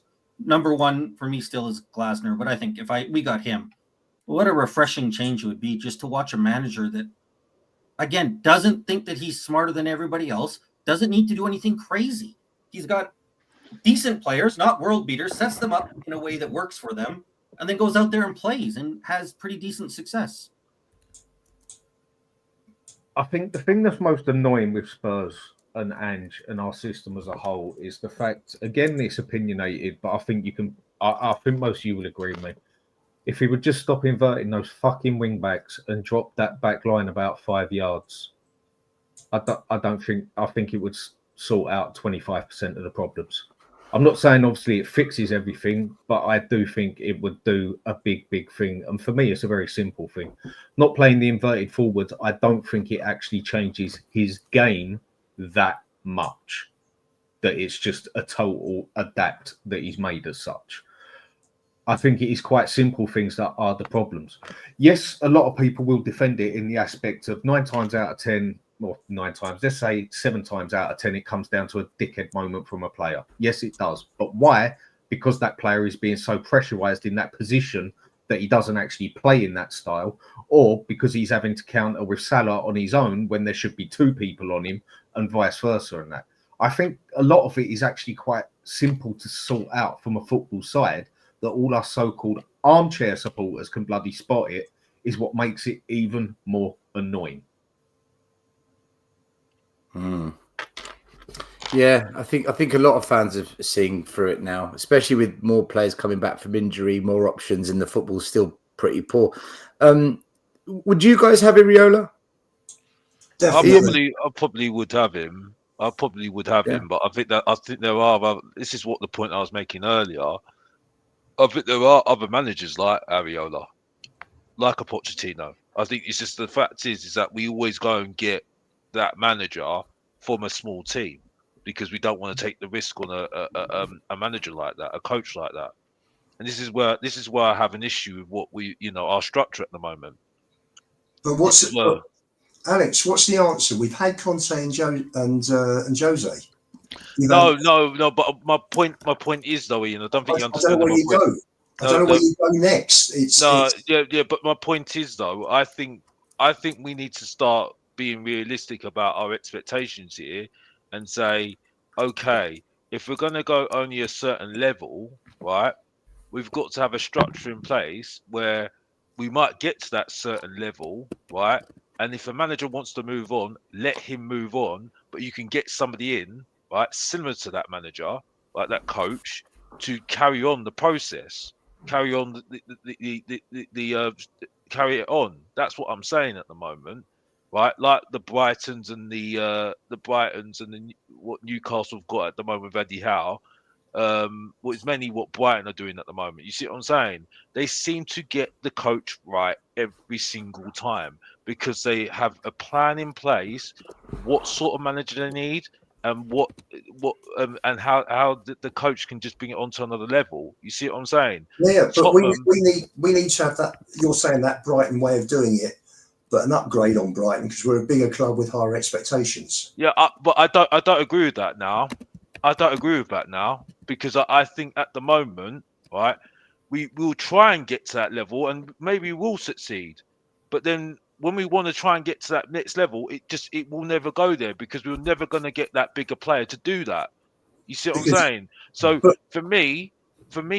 us to continue, right, and maybe you might have to sell on a big player, right, to make that money, to get that profit off, and then we can restructure, replenish the squad again. That's what I'm trying to say at the moment. But we've got to get to that point where we have to have that structure so we can move it on. Because the thing that annoys me at the moment, there's going to be another team out there, right, that's maybe coming up from the Championship that will always have a better plan than we have, and then we're going to try and follow that one.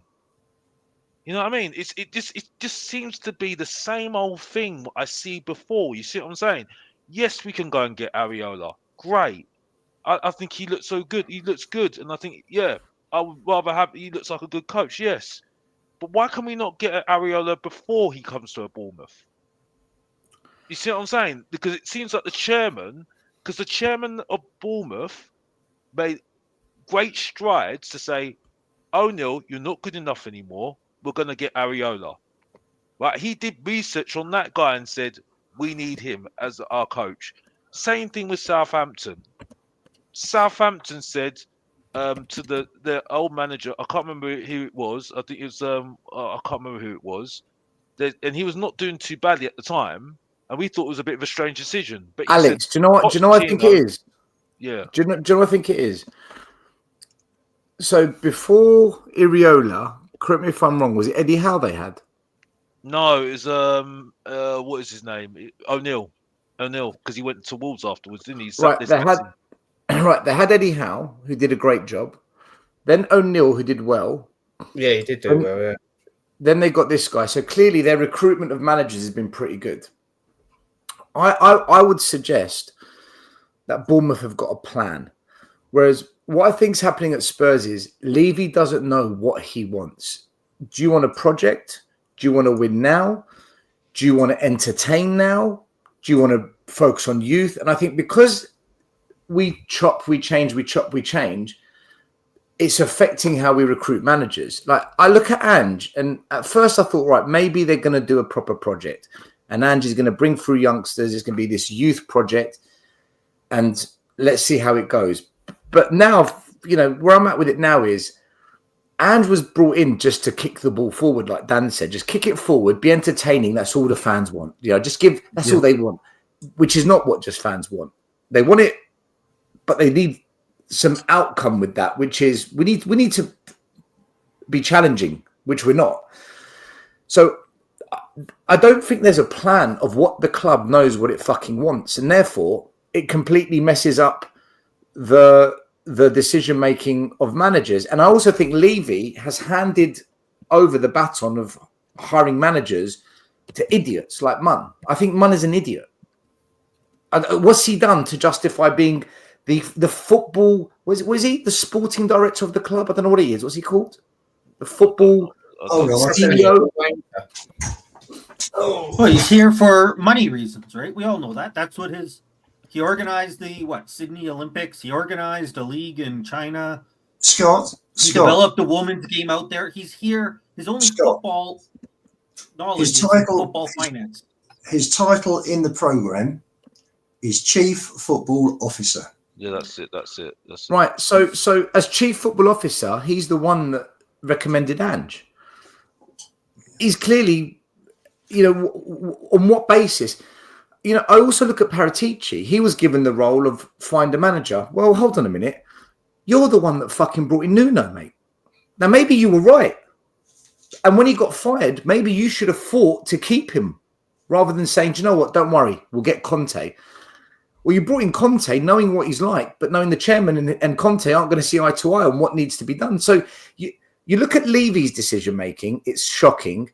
The people he hires to make decisions have been pretty poor at it as well. Still, you know the problem. Alex, I don't think there's a plan at Spurs. I think that's the issue. I think that's why I feel the way. That's why I feel very deflated and I can't be asked anymore because I just see the same patterns. It's like the whole thing with Bentancur right now, right? Bentancur's not been great this season. Then I see a report saying, well, they're going to try and sign him a new contract. I'm like, what are we doing here?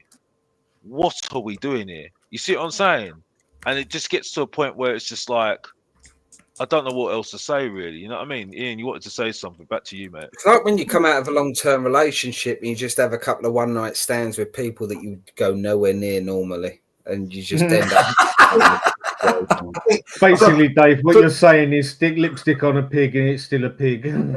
So what he's saying? No, you come up with some stuff. Are you saying Mourinho on a Friday night's a 9 out of 10, but Saturday morning he's a 2 out of 10?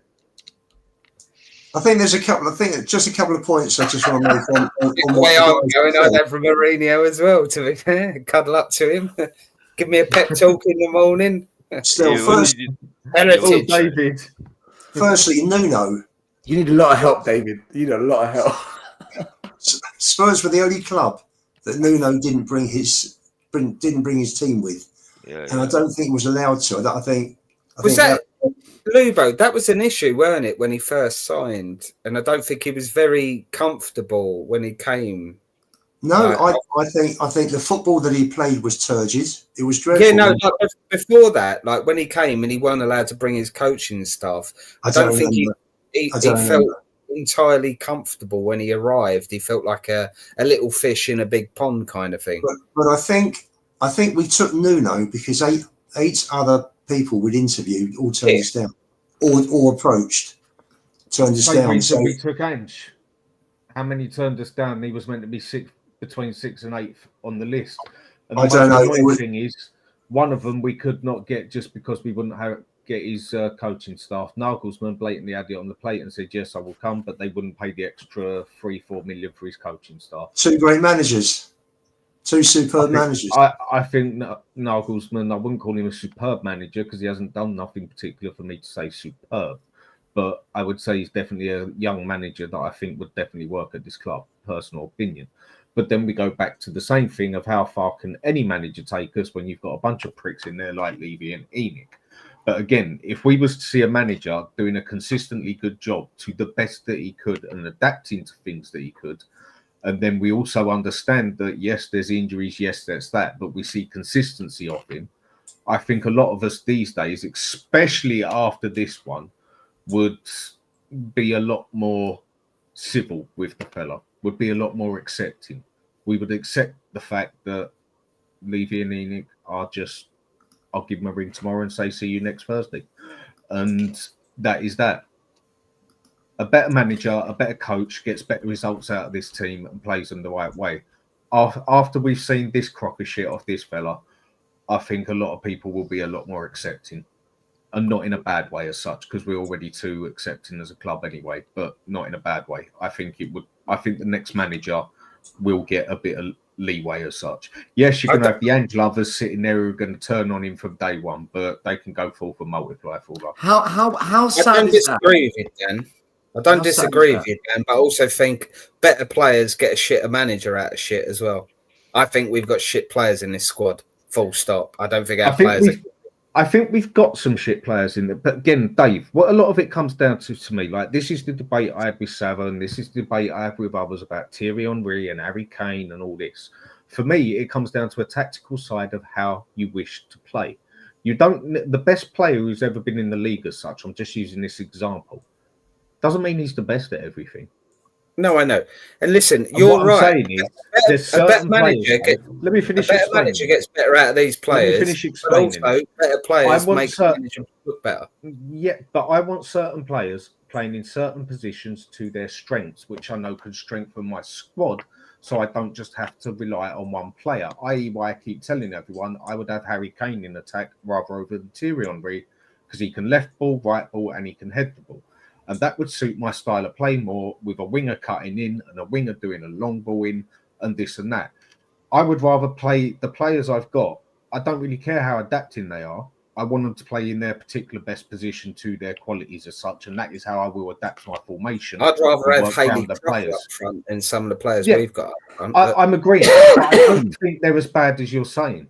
Play this team the right way underneath the right manager, all to their strengths. We've got a better team than what you're stating there. I think we've got a team that fights for a top 6 position quite easily. If we Listen, were to play that be brutal about our squad. Forget the manager. You can pick any manager in the world. You, right, okay. Let's be brutal about the squad. Dave, let's change this. There's 25. Vicario goalkeeper. Vicario goalkeeper. I don't want every single one, by the way. Just the rough number. No, I will tell you. Because I explained my point. And then we go Danzo in the middle, Van der Van on the left, Romero, yes, I want him gone, but either way. And then we go for 4 in the middle, 1 up there, 2 up there, all played to their strengths. For me, this squad already looks a lot better, and it also has covers. When you play, you can get the best players on the fucking universe, Dave. Play them out of their way and not in their best formation, and you'll see what happened at Real Madrid. I agree. I just think our squad in the last 5 years has deteriorated. We've gone from a front line of Son, Kane, and Gareth Bale not too long ago to Solanke, an aging Son, and Brennan Johnson. My point is the quality has deteriorated. But David, as well as the back line of Longley, Dyer and Sanchez to Van de Ven, Yeah. Romero. But that's like going down, up a bit again, or down and then up a little bit. We've still gone gradually down over the last 6-7 I years. agree with that totally. The players Dave. are I an agree issue. with There's that totally. nobody Wait, thinks hold on. it's Don't you think it's a bit of both? Because Yeah, that's you're my right. point. It's a bit of both. It's not one or the At the same squad time, is shit. Yes, it or is. management. Because it's Because more what- 70-30 on the tactics, Dave. It's more down to the Well, be- tactics that these players are playing shit. Like I said with Bissouma. Arguably, yeah, it's more side on the No, manager. not Dan. arguably. Not arguably, Dave. because at the Facts. same side, guys, on the same token, we could also say Porro and Spence is an improvement on the right and left back of Serge Aurier and Ben Davies. So we've improved in some areas. But then Serge Aurier and Ben Davies have had better careers. well, the thing is, I think Porro I'm and not saying Spence. they're better players, by the way. Yeah, I know what you mean. I think- I think Porro and Spence are far better, but the tactics we play make them look far worse. I think it's much like people say with Levy. I think the players are the reason why we aren't competing for trophies or titles and why we'd be 5th or 6th. The manager's the reason we're 13th. Yes. Like these To be fair, players aren't players- good enough. That's a great to be- analogy. That's a great analogy. I'll go We with haven't that. got That's, players. that's a great way of We haven't got summarising. players that will fight for the league. But again, repeat it. Get the players playing in their right positions and everything.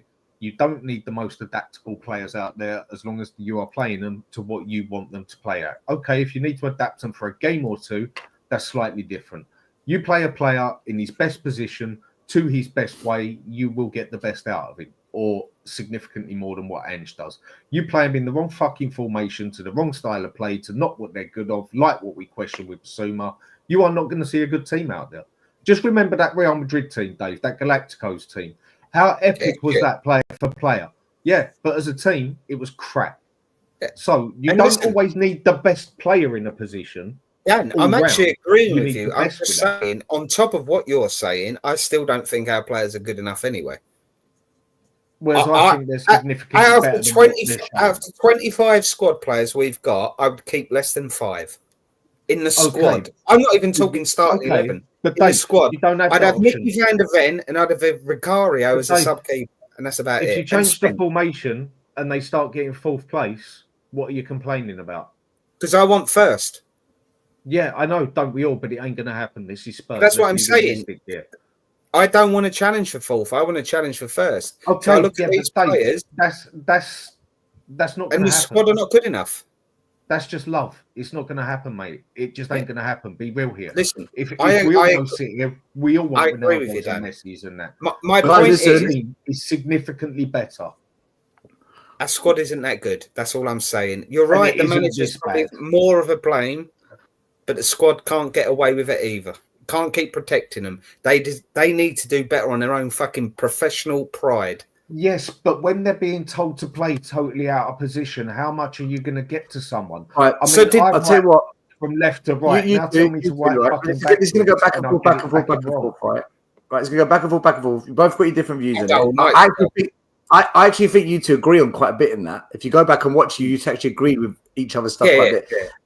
Yeah, It's coming up to 3 hours. I'm going to wrap it up because this was maybe a 2-hour show. Ricardo, I saw your super chat. Thank you so much. I'm not going to read it out only because I don't want it to fuel up the chat. But listen, appreciate you. Yes, we did the right thing. And listen, we're all going to speak afterwards anyway, so it's all good. But appreciate your super chat. I did see it. There's a reason I'm not reading it out, but big up to you. Big up all the other super chats tonight from William, Snilla, Corey Boy, Jamie, Snilla, and Lee Richards. Make sure you subscribe to the Hotspur Hood, Mr. Box Office TV. Let's quickly find their links. I've got them somewhere here. There's the Hotspur Hood. Make sure you follow Dan's channel. David's on there as well. Also, make sure you follow Mr. Box Office TV. Alex with his spoiler alerts. If you don't know, get to know. And also make sure you follow Brian Daigle's Tottenham on Tour. He was on earlier on. Follow Daigle too and the boys over there. Alex, you got any video shows coming out this week? Yeah, hopefully I have some videos. I'm not going to get into it too much, but yeah, hopefully I have some videos this week or next. I'll do some shows this week, hopefully. Yeah, that's it. Really. There you go. A very enthusiastic sales pitch there from Mr. Box Office. Dan, you got anything coming out? You got any plans this week? Any This shows? week. this week I've got onto shows more and everything and that, got back into it basically. Next week there will be a few shows that I'll be doing, hopefully do a call-in as well so people can have their rant and rave sort of thing and get things rolling again. That's why I've got onto other channels first, get back into it as such, and then I can focus on my own again. So, all right, make sure you check out Hotspur Hood and Dan's live shows. They're always good ones. One reminder, David is doing a charity boxing match for cancer research. There's the link. He's got his boxing gloves on. So make sure you donate, support his good cause, and also we can watch him getting his face bashed in, which will be fun for us, right? Don't worry, I'll be there. For an Arsenal or a Chelsea fan as my opponent, so we'll see how we go. And I've refused to go in the red corner. If you go up against Chelsea or Arsenal, you're going to win because you're a yid. There you go. Also, we know every gunner's a runner. Every gunner's a runner, damn right. Also, I want to say tomorrow we've got a post-match analysis show, 1 p.m. This will be on Big Up. I'll put the link in the community section tomorrow. And then in the evening, we've got our Monday night show on YouTube. So Big Up at 1 p.m., YouTube at 8:30. Boys, thanks for tonight. Appreciate you all. Yeah, okay. Guys, thanks for watching tonight. It's a bit like our season, an anti-climax.